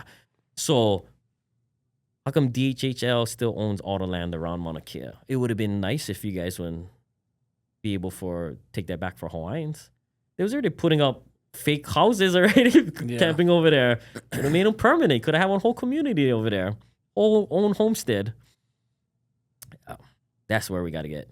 And the hardest part, and you know this, just as far as like building communities, is hard to get everybody on the same page. I agree, bro. I have a friend that they're Native American, but they own casinos and Vegas, California. But Oklahoma. even them, they were like, they almost ruined it and lost their fortune, right? And they're like, and then they had to like implement the classes, didn't they? They made some structure changes to make sure that it continues, because just the way it was running, it was real unorganized. But he said the biggest problem he's seen is we're not organized and we kind of get along. Yes, 100%. 100%. That's the hard. We don't have no leaders. That's where leadership comes in. Yeah. Someone you can look up to. Like, even there, they have a board and drug tested. Because I was like, oh, how come you're not on the board? He said, oh, because I don't like give up smoking weed yet. Yeah. So they have to be drug tested, clean, and everything. So he said, oh, maybe later on when I get a little older, when I decide to, then I'll try to be on the board. But then he might actually need the weed for health systems. But yeah, that's what he said. It's real structured, and because it basically they want it to continue legacy wise. Yeah. Well, you look at anytime we do put Hawaiians in power, they just corrupted anyways. As far as politicians, OHA owners, it's literally been like that. What was the one from Kamehameha schools? From the day Kamehameha the Great died in 1819 and Liholiho took power. Ever since that, do you realize that the copper system got abolished months within months after Kamehameha's death? His wife and the high priest's name I can't think of right now. They always try to cater. That's why I cater to others. Yeah. What was the for Kamehameha schools? The fuck do they call them when they're getting paid like Bishop their Estate. salaries? Their salaries. Oh yeah. That's crazy, what I mean. I mean, it's not Hawaiians. It's humans. Is it Lokalani Lindsay or something? It's humans in general. Right? You give too much power, and they know what they can get away with, and they know they're not gonna fail to the accountability. They're just gonna get power away. Corrupts. Once it's not checked. 100%. Yeah. What is it? That's the same thing was going on with what USAID, right? It's fucking pooling money, and then after a while, it's just like just transfer. Just transfer. Fucking 30. Nobody's watching. Yeah. So used to like comfortable, right? Yeah. And nobody checking them. Nobody checking them until the audit. Yeah, I think the difference with the Native Americans and Hawaiians that Hawaiians didn't want to do is Native Americans actually signed like a settlement, right? Yeah, like from what he told me is he said they'll never, don't quote it exactly like this, but they'll never get back the land that was taken. Yeah. So the land that they're getting, they're gonna make the most out of it. And the Hawaiians didn't want to go that route. They actually want all the land back. Whereas you could do it like a Native Americans in this Waimanalo part, you get it forever, and maybe we'll give you some on Big Island and all these places where it's like your land, do whatever you want, self-govern yourself. I'm not gonna lie, but you motherfuckers balling like a motherfucker. Yeah, bro. Balling 100%. You got your own casino. Bro, look at, they got Hard Rock is opening up over here. Yeah, on one of those reserve Las Vegas lands? Boulevard. Yeah, they're Seminoles. I think I'm staying at the Palms right now. I think that's like that's the one I'm talking about. Oh yeah. Because I know that that was owned by them. Remember we used to all hang out the perfect pair. Yeah. But the new one is the Hard Rock is Seminoles. Gonna have the big guitar on the strip. Can you just tell him just not rig the games? Let me just play on fair game, bro. That's it, bro. These guys gamble at their own spots, and they win and they lose at their own spot. That's how. Yeah, that'd be unethical, huh? They don't make the workers do that though. Hey, you gotta go do something. You gotta go somewhere else. But they have like a whole I think they have like a whole management team that they don't really like manage anything. They have nothing to do with operations at all. Wow. Yeah, they've been doing it for so long. They don't. That's not their specialty, right? They have people that specialize in it. That's the point I try to get at with anything. Find the specialists, take over. But then, how do you keep them from corrupting the product? Or then you have somebody that oversees that. Yeah, right? See, that's the problem with business is like we have a manager watching another manager. Why can't the motherfucker just do his job? You know what I mean? So we don't have like 3 people doing the same thing, all because we just know instinctively that this person's gonna do some shady shit or something. Yeah. Greed.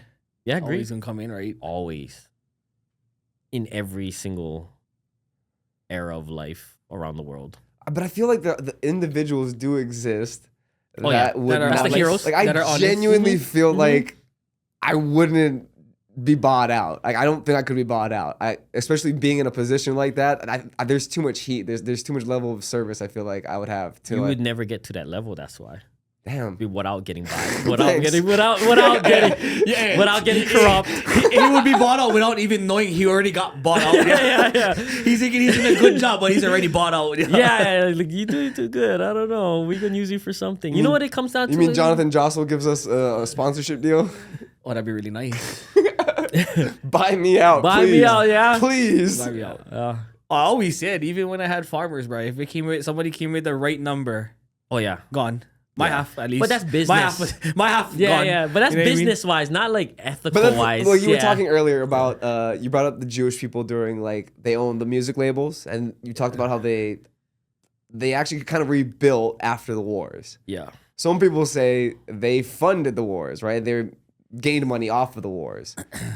Yeah. Would you put yourself in a position to, let's say...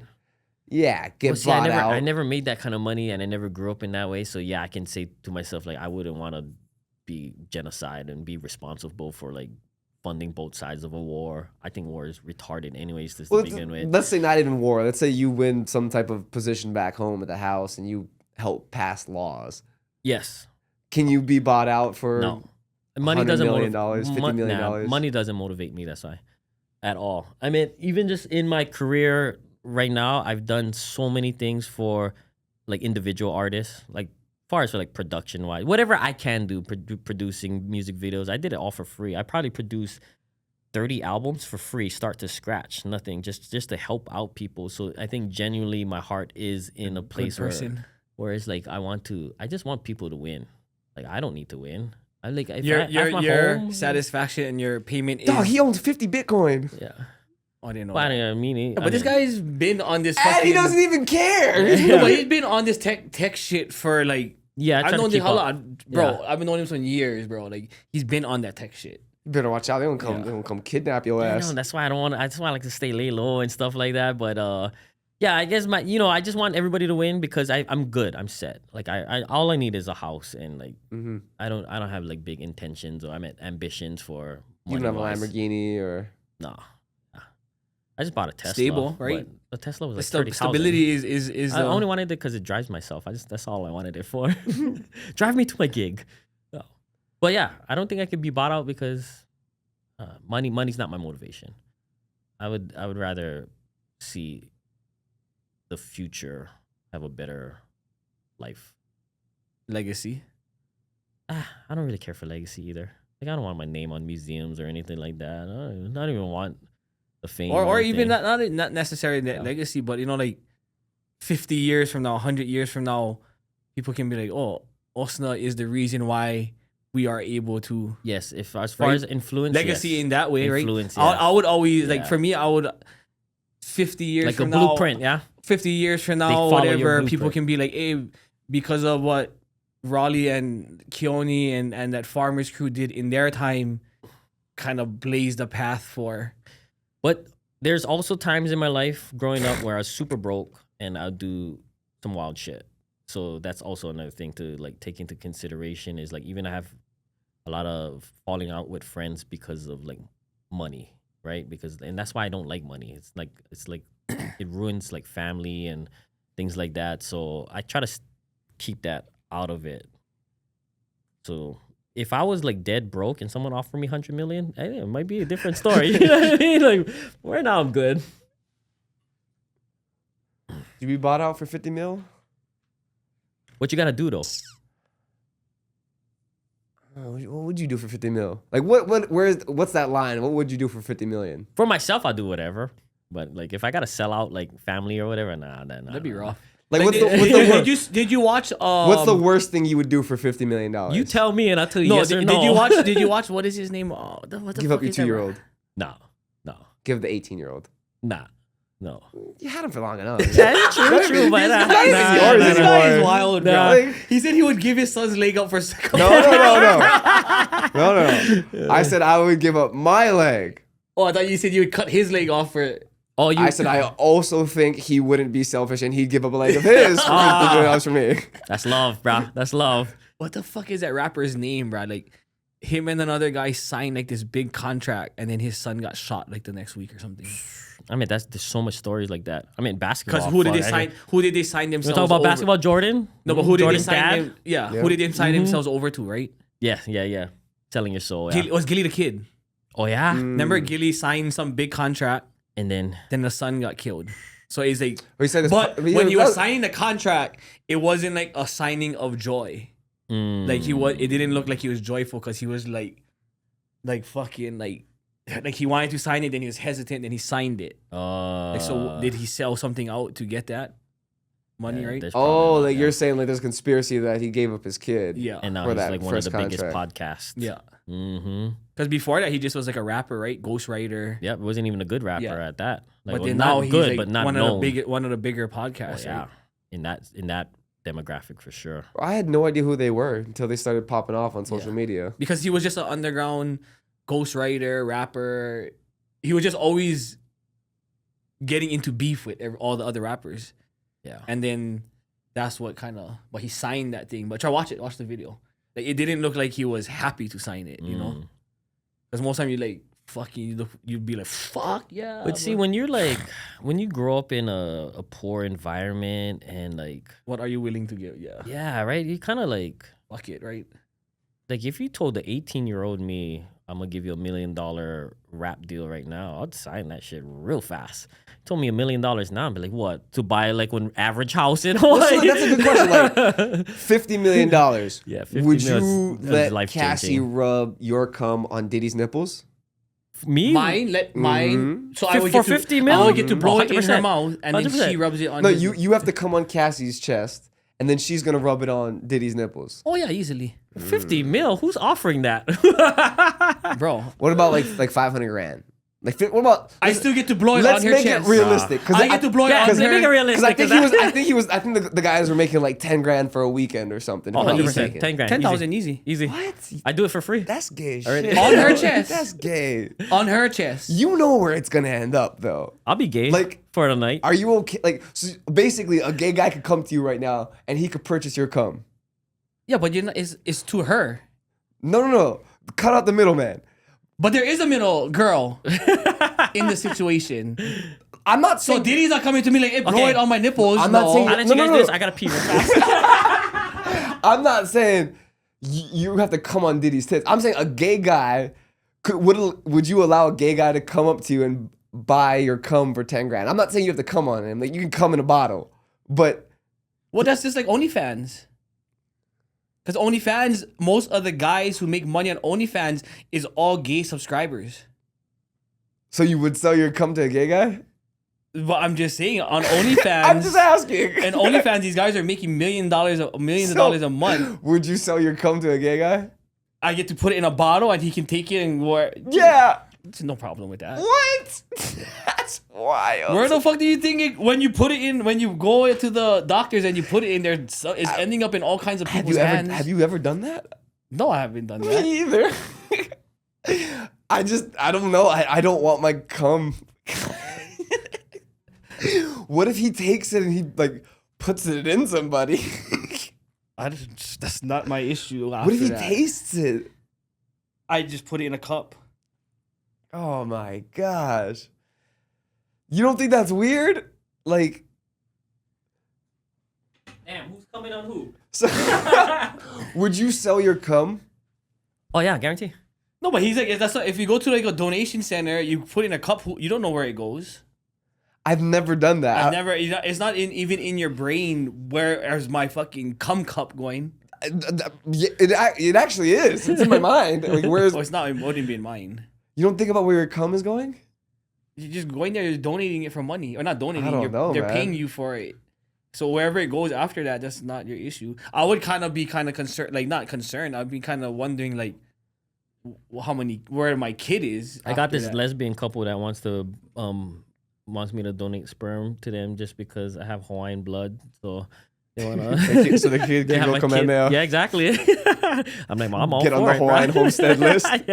No, I can't do that. I'm not fit. You got to be 50 for that, which is another wild rule. Homestead, you gotta be 50. 50% Hawaiian. Oh, there's nobody. No, how many 50% is there? Bro, What is a good number that it should be lowered to? Any to me. Anything, right? Yeah. Because there's not. How many pure Hawaiians is there? No.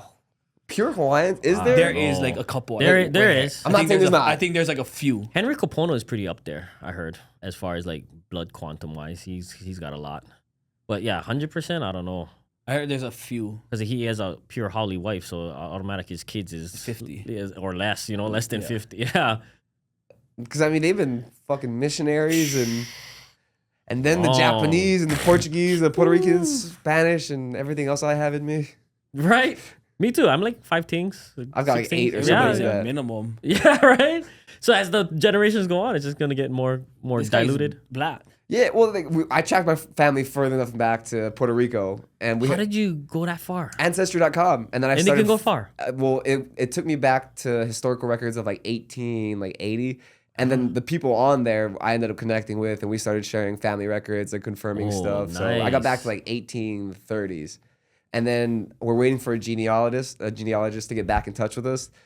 Supposedly, our family was brought over from West Africa in like 1690 or something like that. That's crazy. Yeah, you can trace back. Yeah. I can go all the way to 800 BC on my Hawaiian side. Traced it all the way back. Hawaiians kept super good records, bro. Especially if you're like. So is that in Hawaii still, or is that Tahiti? It goes definitely beyond Hawaii. Yeah. Yeah. Because that's around like when they first got to Hawaii, right? Because I went back to Kamehameha. I know my lineage all the way to Kamehameha. And then that goes, it kept on going deeper and deeper. So I was like, damn, they kept records super good. This isn't like one of those DJ Penn's my uncle type things, is it? How did they keep records like that? One of them was Family Tree. I used a couple of them. But yeah. How would like somebody in the ancient days keep a record of their genealogy? That I don't know, because I know one of the things with Hawaiians where they didn't have a literature culture. Yeah, was one of the issues. Like that's one of the reasons why the Westerners really looked down on them. Their nudity combined with their lack of literature. I like nudity, but when we did have literature, we had the documents for it. Like we had one of the biggest newspaper networks in America. When we first came out. Hawaii was advancing a lot of stuff. Too, right? Were. We had the first one, electric. Not we the had electric first, before, but before the yes, White House, yeah. right? Yeah, because our royalty would travel around the world to other royalties. And well, Edison also just saw the opportunity to display. Palace. Yeah, to display the power. Yeah. Because he did it in, God, what's his name? In one of the investors' homes. And then once they had that party in the home, it was like, oh, wow, I guess this kind of works. Yeah. So they blew it up, and it was like the first major city in America to have electricity. Yeah, Hawaiians are innovative. I mean, frick, you canoed here, bro, from another island across, cause it's like you gotta be connected with somehow. Would you make the trip now with the technology? No. I paddled the Molokai No, but channel would you before. make that long trip now with the technology in that type of boat canoe? Mm-mm. Like when they did the Hokulea, right? Yeah. And then Eddie died because of it. And he told them I kind of get scared when I go out on a boat. Like a regular 100%. boat. I get seasick, so wouldn't be. You know what was the super ferry? Yep. The super ferry? Yeah, I rode the super ferry. I got a little bit seasick when I was on that. I was like, bro, I couldn't imagine traveling the ocean in one canoe. Yeah. You see those like TikToks, like the, oh, yo, ho. Oh, bro. And there's like 100-foot waves in the middle of the ocean. What ocean is that? Is that like the Arctic? I think that's like the Atlantic. Man, you can't mess with the ocean, bro. That shit is crazy. Yeah. Ocean is unpredictable. That's why they went to fucking the outer space, right? It was in the ocean first, and then they said, fuck this, and they went to We know more about outer space than we know about our ocean. Yeah. Is that real though? 100%. You think so? Yeah, bro. The ocean is big ass universe. The ocean is so fucking deadly, bro. So is space. Yeah, but you can look up in space and you can see. But how like map. And they map the stars out. You ever got that app? Yeah, but I mean, how expansive, like, yeah. You literally you can never know what's happening in the entire universe. Even the ocean. Yeah. No, but the ocean is finite. Yeah, it is. But we don't even. I think the point is we look outwards more than inwards. We're more interested in the stars and stuff than we are in our ocean. We just look at the ocean like it's not interesting. New fucking species.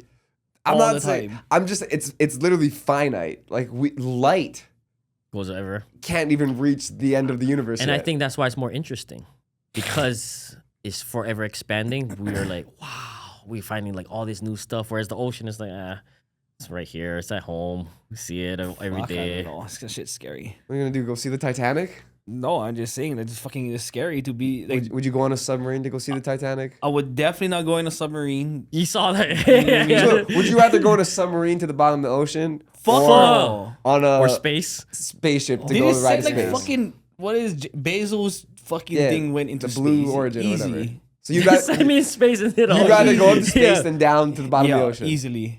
Yeah, I think I'd rather just die like that in the freezing space if anything happens, vacuumed up instead of like pressure, the water pressure. Imagine those guys that went under and like, just get crushed. Did they hear like creak, creak, creak, and then like nuts and bolts start to go like. Hey, at what point do you look at the captain / owner and what point did you look at your dad? You fucked up. Why did you bring me down here, bro? Right? Yeah, I don't know. What do? You start beating off? That's what I do the first thing in space, right? I know what too is like you. Don't I gotta see what my cum looks like in zero gravity, and you fucking cum in your own face.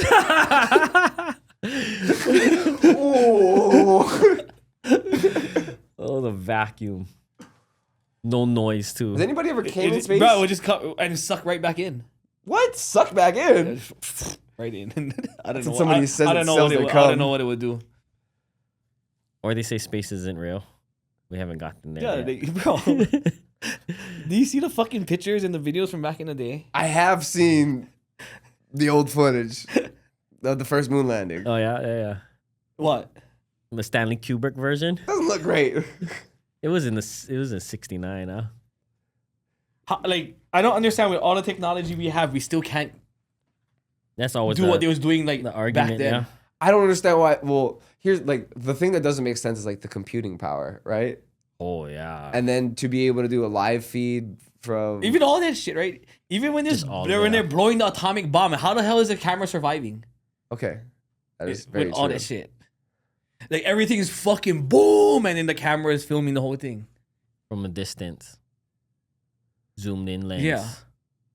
Was the technology that good back then? I saw one where it was like they have like a bunker for the camera, like a bomb bunker with the glass and a camera behind it, zoomed in a lot for it. The technology was that good back then? I mean, but what is that? Yeah, that's like 45. Yeah. What about like the pictures of like Nagasaki and you know what I mean? Of like, well, military Japanese people that came out of there. Technology is always way more advanced than whatever the public has. So, yeah, you would know using the military. Yeah, there's some leaked documents that have just recently dropped from and it's like the tunneling that in north of Vegas. Oh yeah, yeah. And how long ago is it? What 60s. tunneling?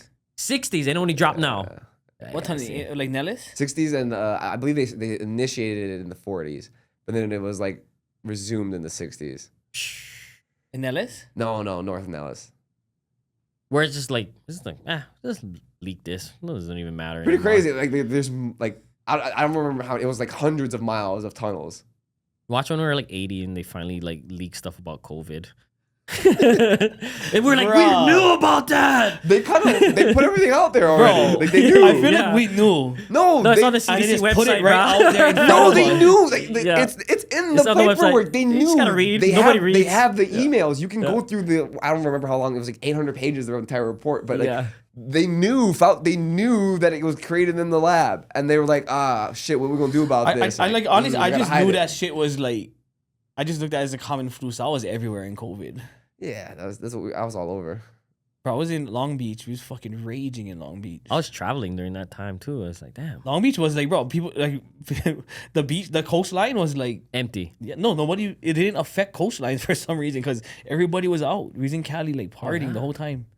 I loved Hawaii for that. The beaches was nice, empty. Bro. Yeah, it was empty. I was there every day. I was like, it was like. You guys weren't getting harassed by the police or anything? Nah. No.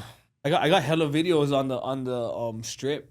No cars. Oh yes. All the intersections. I seen music videos being done over there, like just out in the open. Fremont crossing. I got videos over there. Fucking no cars, nothing. Damn. Did you see a difference? So like after pandemic, how Vegas, like let's say nightlife wise, or like just in parties in general. There's a lot of there's a viral thing going on TikTok of Vegas being dead. Yeah. But I don't see it. It seems like it's. I feel like it. Bro, I know like COVID was like the boom of speakeasies.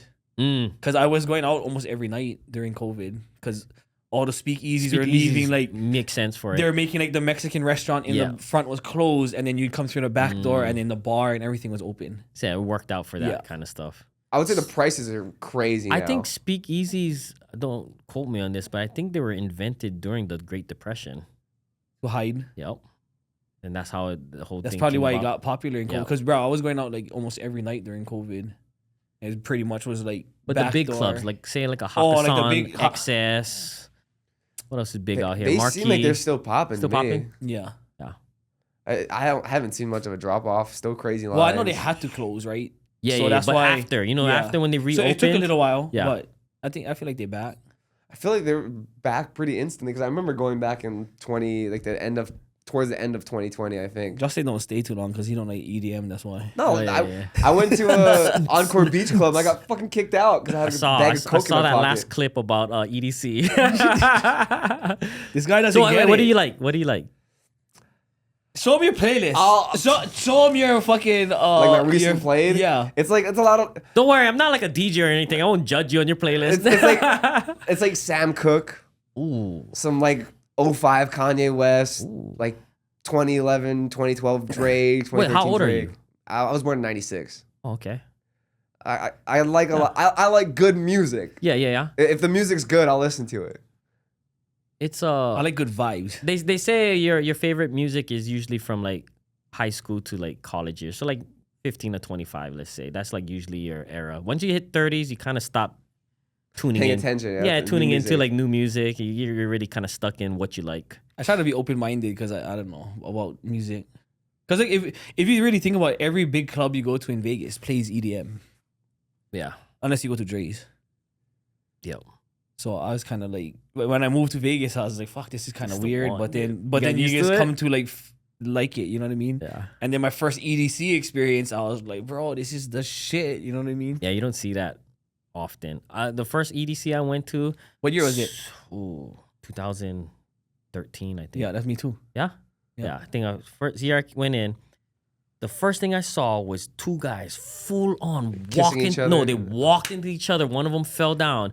And they just go play. No, and I was like, oh, scrap as soon as they come in. And this is when I came from Shaq, Waikiki, okay? So I'm just used to like just bangs, bro. Yeah, scrap for everything. They got up and said, they hugged each other and said, hey, it's all good, bro. I love you, bro. That's what made me fall in love with it, bro. Yeah, and I was like, what? And then more, and I'm sober, right? So I'm like looking around like, yo, there's like thousands of people here, and I see like maybe one security guard for like every 10,000. I was like, yo, this is kind of wild because in Hawaii it'd be like one Shaq for every 10, bro.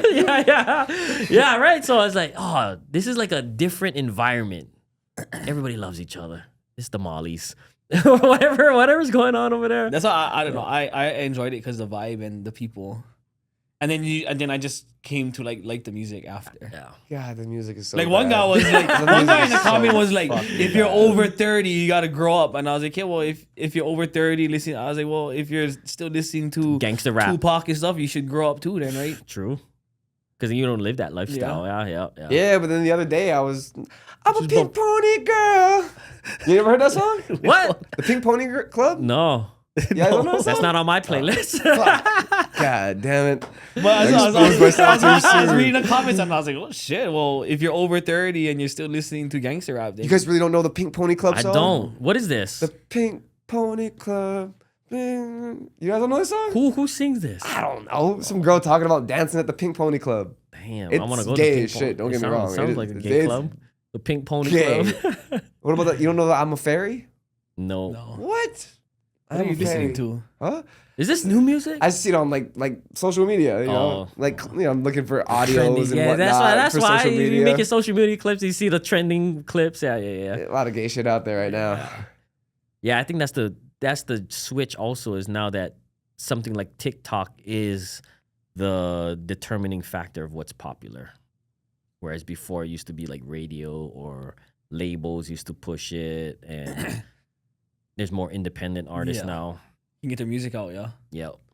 You don't feel like the labels are still running everything? Oh, 100%. Yeah. Well, because they have the foundation and the infrastructure that's tunnels into everything from social media to now, the music industry always chases technology. So if you think from like 8-track to vinyls to cassette tapes to CDs to streaming, they always have to find a new way to gain audience, right? Because especially from CD sales to streaming, that's a huge one, right? Was it Napster?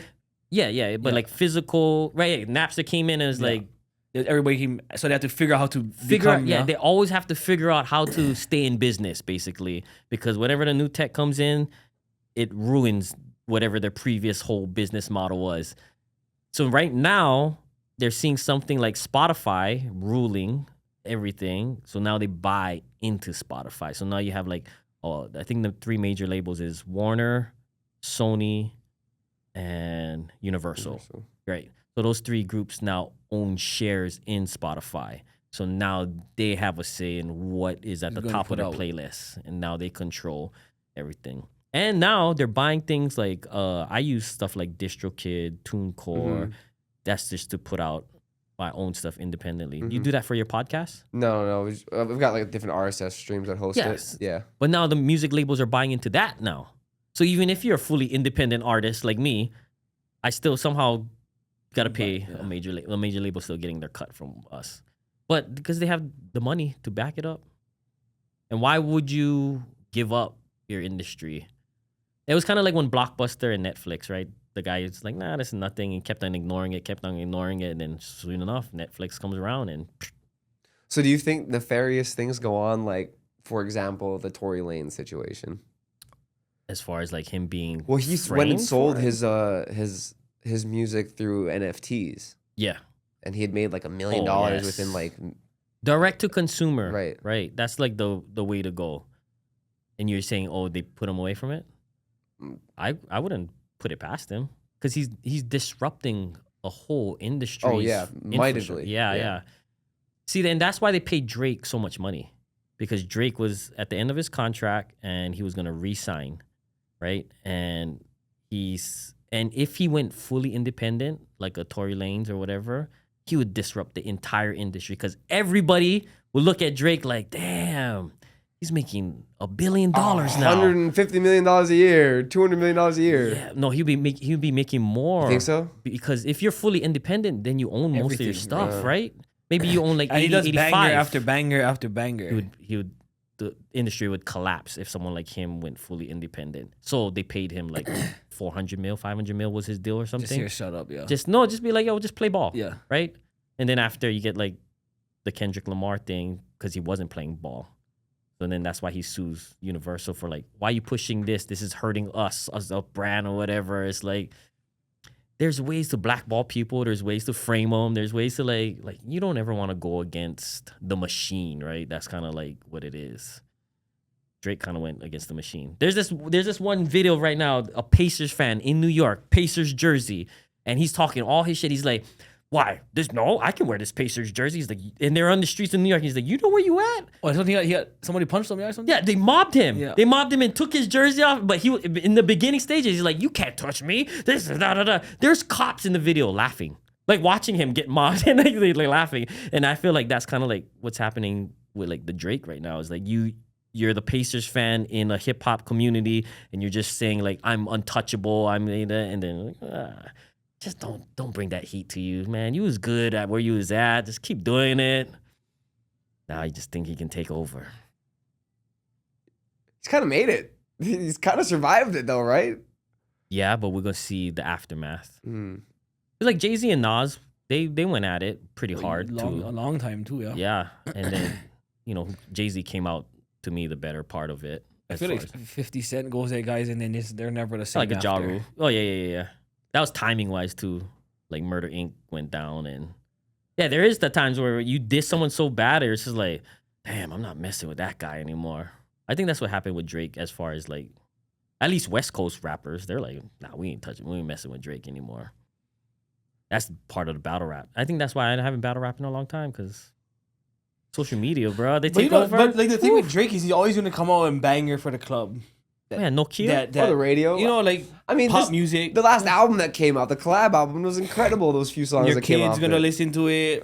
Adults are gonna listen to it. It's gonna be in the club. Bro, I catch myself rapping Tootsie Slide when it comes on. I don't even know the words. I don't know how I rap to it. No, yeah, he was definitely the blueprint of like the switch over from CD to streaming, and how to go about that way. And he could disrupt the industry. Same with like Tory Lanez with the NFTs, but I don't know what happened to NFTs. Gone already. I don't know. Yeah. It seems like a lot of the technology was used to funnel a lot of money. Yeah. That's what art in general. It's true. I can buy that art from you $20,000 right now. It depends what you value it. Yeah, you make the value. You paid $30 for it? Yeah. Right. That's all art is that right?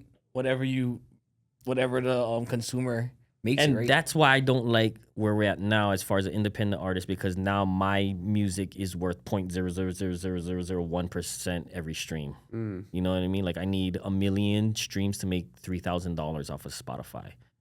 Damn, 1 million? It's not even worth it anymore. And especially if, like, let's say a reggae band, right? And you get like 5 guys in your band. Oh yeah. Oh, bro, you splitting $3,000 off of between 5 guys. That's why you always see like Hawaii artists or local bands, and like they're fucking all over the radio, and then they're still gotta work 9 to 5. And then they're still working somewhere because the money. There's 5 of them. It is streaming, but it's not as profitable as everybody thinks. It's also a smaller pool of people that you're streaming to, right? Yeah, but even I'll give you a breakdown. Even if let's say you made $1 million and you had 5 people in your group, you can take half of that for the manager, right? 20% Yeah. off gross. 20% off gross. Booking manager. The producer gets half. The writers get half. That's how it's split. So like if one person produce, he'll get the 500,000. The 5 guys who are in the group that perform the song would have to split that. So then now they all get the $100,000 each. And this is off of $1 million. And then off top of that is the manager fee. So you're getting less, 20% less of that. So now you're at 800, and then it just keeps going lower and lower. By the time like you walk away after taxes, you might go home with $50,000 off of a song that made $1 million. You're like, damn. Didn't Prince break that down one time? Oh yeah, Prince was the forefront. Prince was like he broke all that down, right? He was the forefront of why we should be independent. And he was the artist formerly known as Prince, because he realized how much money was going to masters, right? And it makes sense. As a record label, if I'm investing my money into you, I'm paying for the studio time, I'm doing all these connections, I should make 80%, 85% of this record. Because without me, your shit never goes anywhere. And he realized, but at a certain point, you get big, you kind of don't need the record labels anymore. like a Drake, right? He can just put a song out on his Instagram if he wanted to and skip the labels and go direct to the consumers. Michael Jackson knew this, but Michael Jackson was a different animal. He bought everybody's stuff. You know, just Eminem dissed him on a song. One of the weird ones, buy his right? catalog. What? Just the whole the story of Michael Jackson and how everything kind of ended. It goes like a Tory Lanez thing, right? Like what this guy he owned half of Sony. Like he was buying essentially because of what he owned. Yeah, he partnership owned with so them, much catalog that like they saw how powerful this one person was in the industry. And then out of nowhere start coming up these allegations, sexual harassment allegations, and then the drugs, and then getting him hopped up on all the painkillers and. That's why I don't want to be too famous. It's like, bruh, you're just a target at that point. It's just I don't want too much money. Right? I don't want to be too famous. I'm good in my little circle. Yeah. And then they all end up with the same trainer, right? And then the same doctor. Then the same doctor, and then the doctor, kind of like what Kanye West is going through, right? He wasn't the same doctor. Isn't Kanye's the same doctor as Michael Jackson? Yeah, how do you end up with the same doctor if you know that doctor did that to many people? I think it's just industry, bro. Like, you're just puppet masters at the top, just like pulling strings. Like, you have to, or else we're gonna cut your line. Do you think Kanye comes back from this one? I don't know, man. Dude, like I said, bro, he had me. Yeah,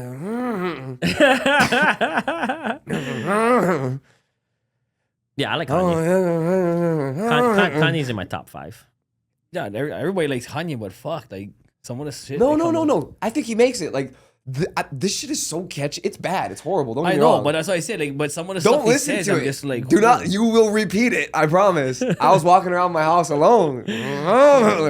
This is so bad. I can't believe I'm doing this. I like him because of his expression freedom. That's what I like. I appreciate artists that don't hold back. Yeah. And especially when you're at that level, I'm like, damn, you have a lot to lose. He's one of the first to kind of like go on the like speak out publicly on politics. Yeah, like too, fuck right? Bush. Yeah. The Taylor Swift snatch her mic. George Beyonce Bush doesn't care about black people. Yeah, like that. Like, and Shrek is standing next to him. Like, yo, chill, bro. Yeah, like that kind of stuff. I like that. Like, yeah, go for it. But then I also like people like Jay-Z, where it's like stays out of everything. Like, you never hear he's out of everything, but is he in everything? Yeah, you know what I mean? Like more like according to Beyonce, yes. Not publicly, right? Like he's not on Instagram making rants, and he's not in like TV media doing that kind of stuff. So it's like two sides alike. He's like all business. I think Kanye makes it, but like you said, like that is. Remember, they took his bank accounts away, bro. Yeah, that's crazy. That is. They did that to Britney Spears too. Oh, because they're saying he's mentally. No, like they Britney Spears are saying because she's mentally unstable, right? Like Kanye literally couldn't access his bank account. But like the Britney thing, did you watch her video? She was posting? I watched it. Yeah. Oh, I didn't watch the video. I watched the documentary. Like her videos on IG. She would post when she was like locked in her house or whatever. Yeah. What do you think about like was she losing it?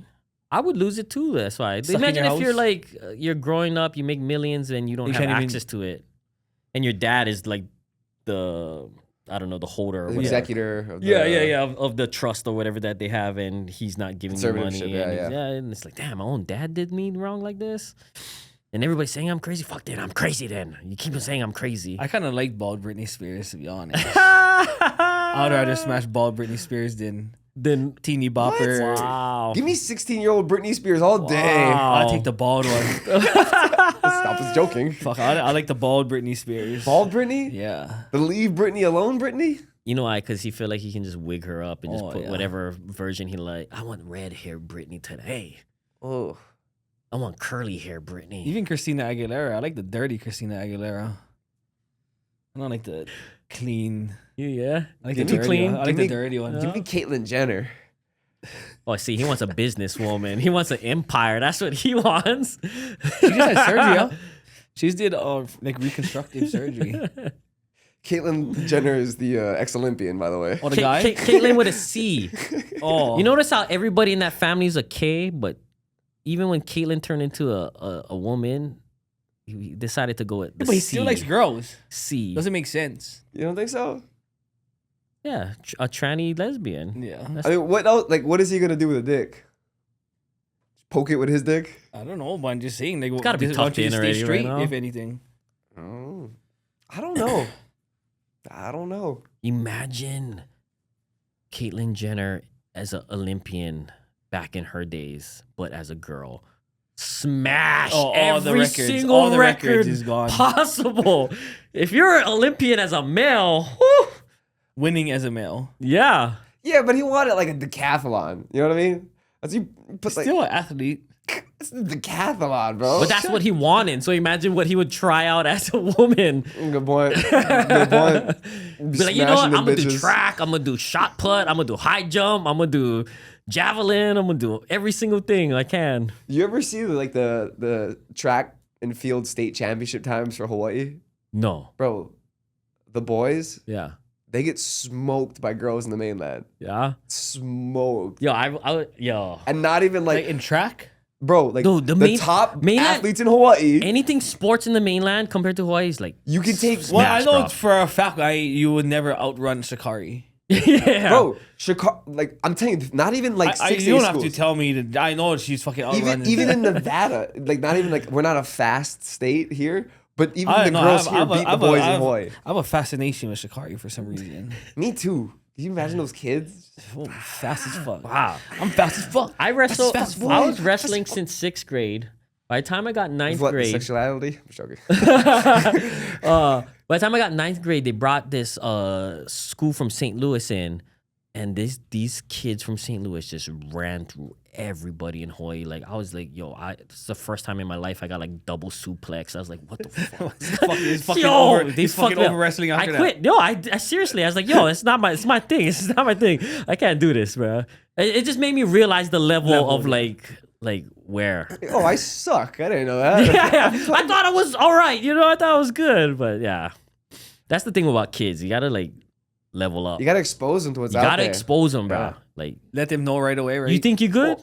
Go out this way. Sometimes, if you expose them early enough, they can rise to that level. Yes. That's how I got good in DJing. I came out to LA and Vegas and I watched the DJs and I realized like, oh, these guys are making like 10,000. And these are like not the Calvin Harris. These are like the regular DJs they have. And I'm like, this guy's making $10,000 tonight?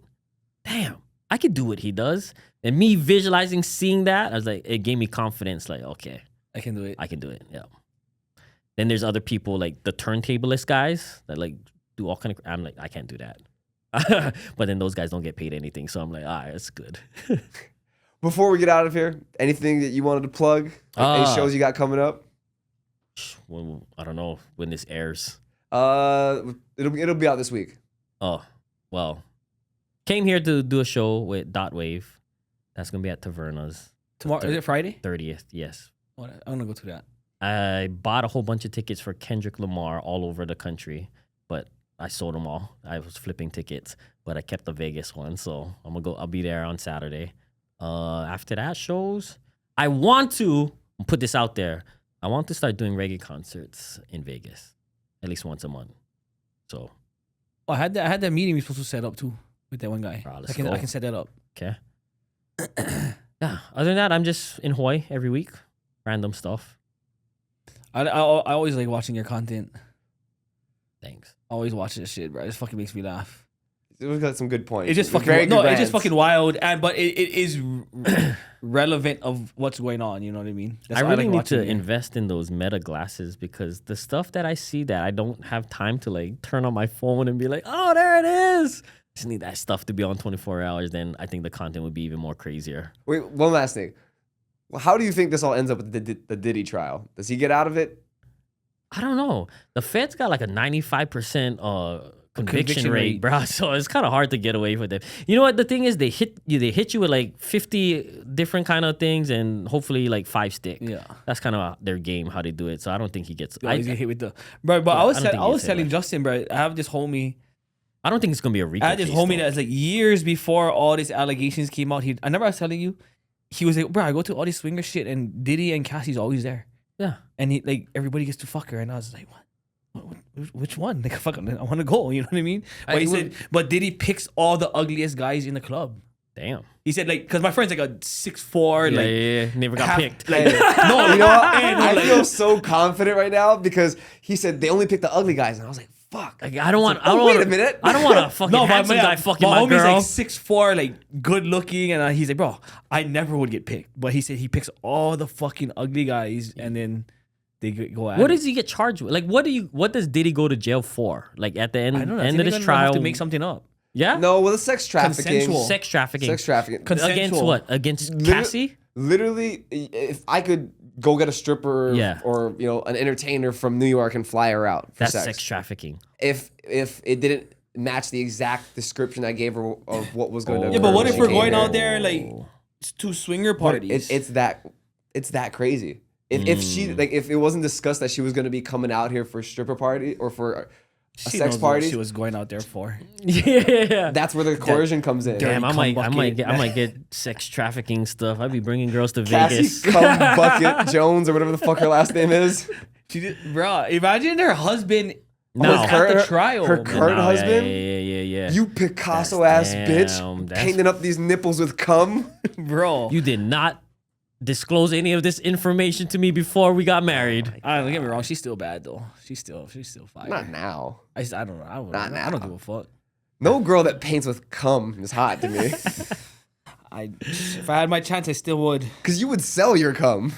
You would literally sell your cum to Cassie for Diddy. There's fucking places you can do it all over Vegas. Okay. So you're talking about Tory Lanez and all of this, right? What did Diddy do to get this way? Because these are parties that's been happening for years. Why only now? So what did he do recently? I think it was the thing with that buying out Ciroc. Right? Didn't he try to sue the guy? He tried to sue. He tried to sue the guy, and then the guy was don't go against the machine. Yeah. That's what it always comes down to. Because the guy was like some billionaire, right? Billionaire guy. Yeah, you can't mess with those guys, man. I guess you just can't have any skeletons in your closet, I feel like. And that's impossible. Everybody got skeletons in their closet. Just put your skeletons out there. They're not in the closet anymore. My skeletons ain't gay. They probably bring them in like as this clean slate that Diddy was like known for throwing parties and this and that. But if he had that out there, these people wouldn't be coming to these parties. You know what I mean? So they use him. He was like the puppet to get everybody. I feel like he was telling us. Was he not? He was telling. He kind of was telling us these parties are crazy. I mean, everybody bragged about his parties. You gotta get these kids out of here. Yeah. Never mind, leave them. You got any plugs before we get out of here, Riley? Fuck. Oh, it's just Saturday, but we got that Karuma and Lowballers car event. Round 5? Round 5. That'd be sick. Second Sundays, Cars and Coffee. What else we got going on? Shama be out way more. My abs is coming out, so yeah. Summer season, we coming out. Pool season, we coming out for sure. I've been sober for 4 months. Oof. Sober for 4 months. Yeah. Oh, dude, I might start doing TRT. By the way, I don't know why you wouldn't. Where do you get that from? The VA. Oh yeah, you get it? Yeah, it turns out I got low T. I told you, bro. As soon as you turn 25, you should start taking it already. Damn. Yeah, some testosterone. You should be on. Yeah. Yeah, but I think my dad's still on it. Oh, your dad's been throwing. What is the Stingray Classics? Yeah, Stingray. Yeah, bodybuilding show. Yeah, named after himself. Yeah, he's been in the. Wait, those are named after him? Yeah, I've been hearing. No, yeah, his dad is one that throws. I've been hearing that like since forever. That's crazy. The Stingray Classic. Yeah, Ray. That's why you always DJ it too, right? Yeah, by force. Yeah. Do you get a check for that? Nah, yeah. Oh yeah, he breaks me off. Yeah, he makes good money. It's huge, bro. No, I know. I've been hearing it since a kid. He realized from the first like couple that he did when he hired out and he had to pay like X amount of money for it. And I was like, Dad, I can do this. And it's like I save him a lot of money. So he's like, well, here, have this. I'm like, thanks. You know Adonis from Big Island, from Cal, short little Filipino guy, super big. He's won it like I think once or twice. Oh yeah, yeah. Good show, bro. You ready? Let me know. I don't think I'm gonna do a show. I'm a pool party kind of guy. Yeah. I just get ready for pool season. It's just a next level to get to bodybuilding level. It's like too far out. But the levels between that and like, cause obviously we're in Vegas, so like when the what is the fucking big one called? You guys have one over here? No. What is when they have what is the real big one every year? I don't know. I think it's NPC sanction. That's so at Fit Club they all fucking come over and work out, but like you really see like how what these guys look like, big they are, bro. Like when they're walking, like their fucking thighs is chafing when they're walking because their legs are so fucking big. Insane. They gotta put the body glide on. It's fucking crazy, bro. It looks like really like I respect the discipline. No, like it is like a whole lifestyle. That's why. But you know, like when you see them on the magazine, you really like they're fucking. Like, I always picture them being like 6 feet, 6 whatever. But they're all like 5'7", but fucking wide as a motherfucker, bro. $1 million. One of those guys gotta just do whatever they want to you. Bro, you know whose house I got to go to? I got to go to Jay Cutler's house. Oh yeah, but you feel real unaccomplished when you go there. Because you walk I like that kind of stuff. You walk in his trophy room. Yeah. And you like see all the magazine covers, the trophies, and then I'm like looking around. And I'm like, bro, I didn't really accomplish much in in my life, bro. But he's such the reflection. He's such a cool guy, bro. He's one of the nicest guys that like super cool. Hey, well, yeah. Thanks for having me, guys. Of course, appreciate you so much. Osnizzle, the one and only. See you guys next time.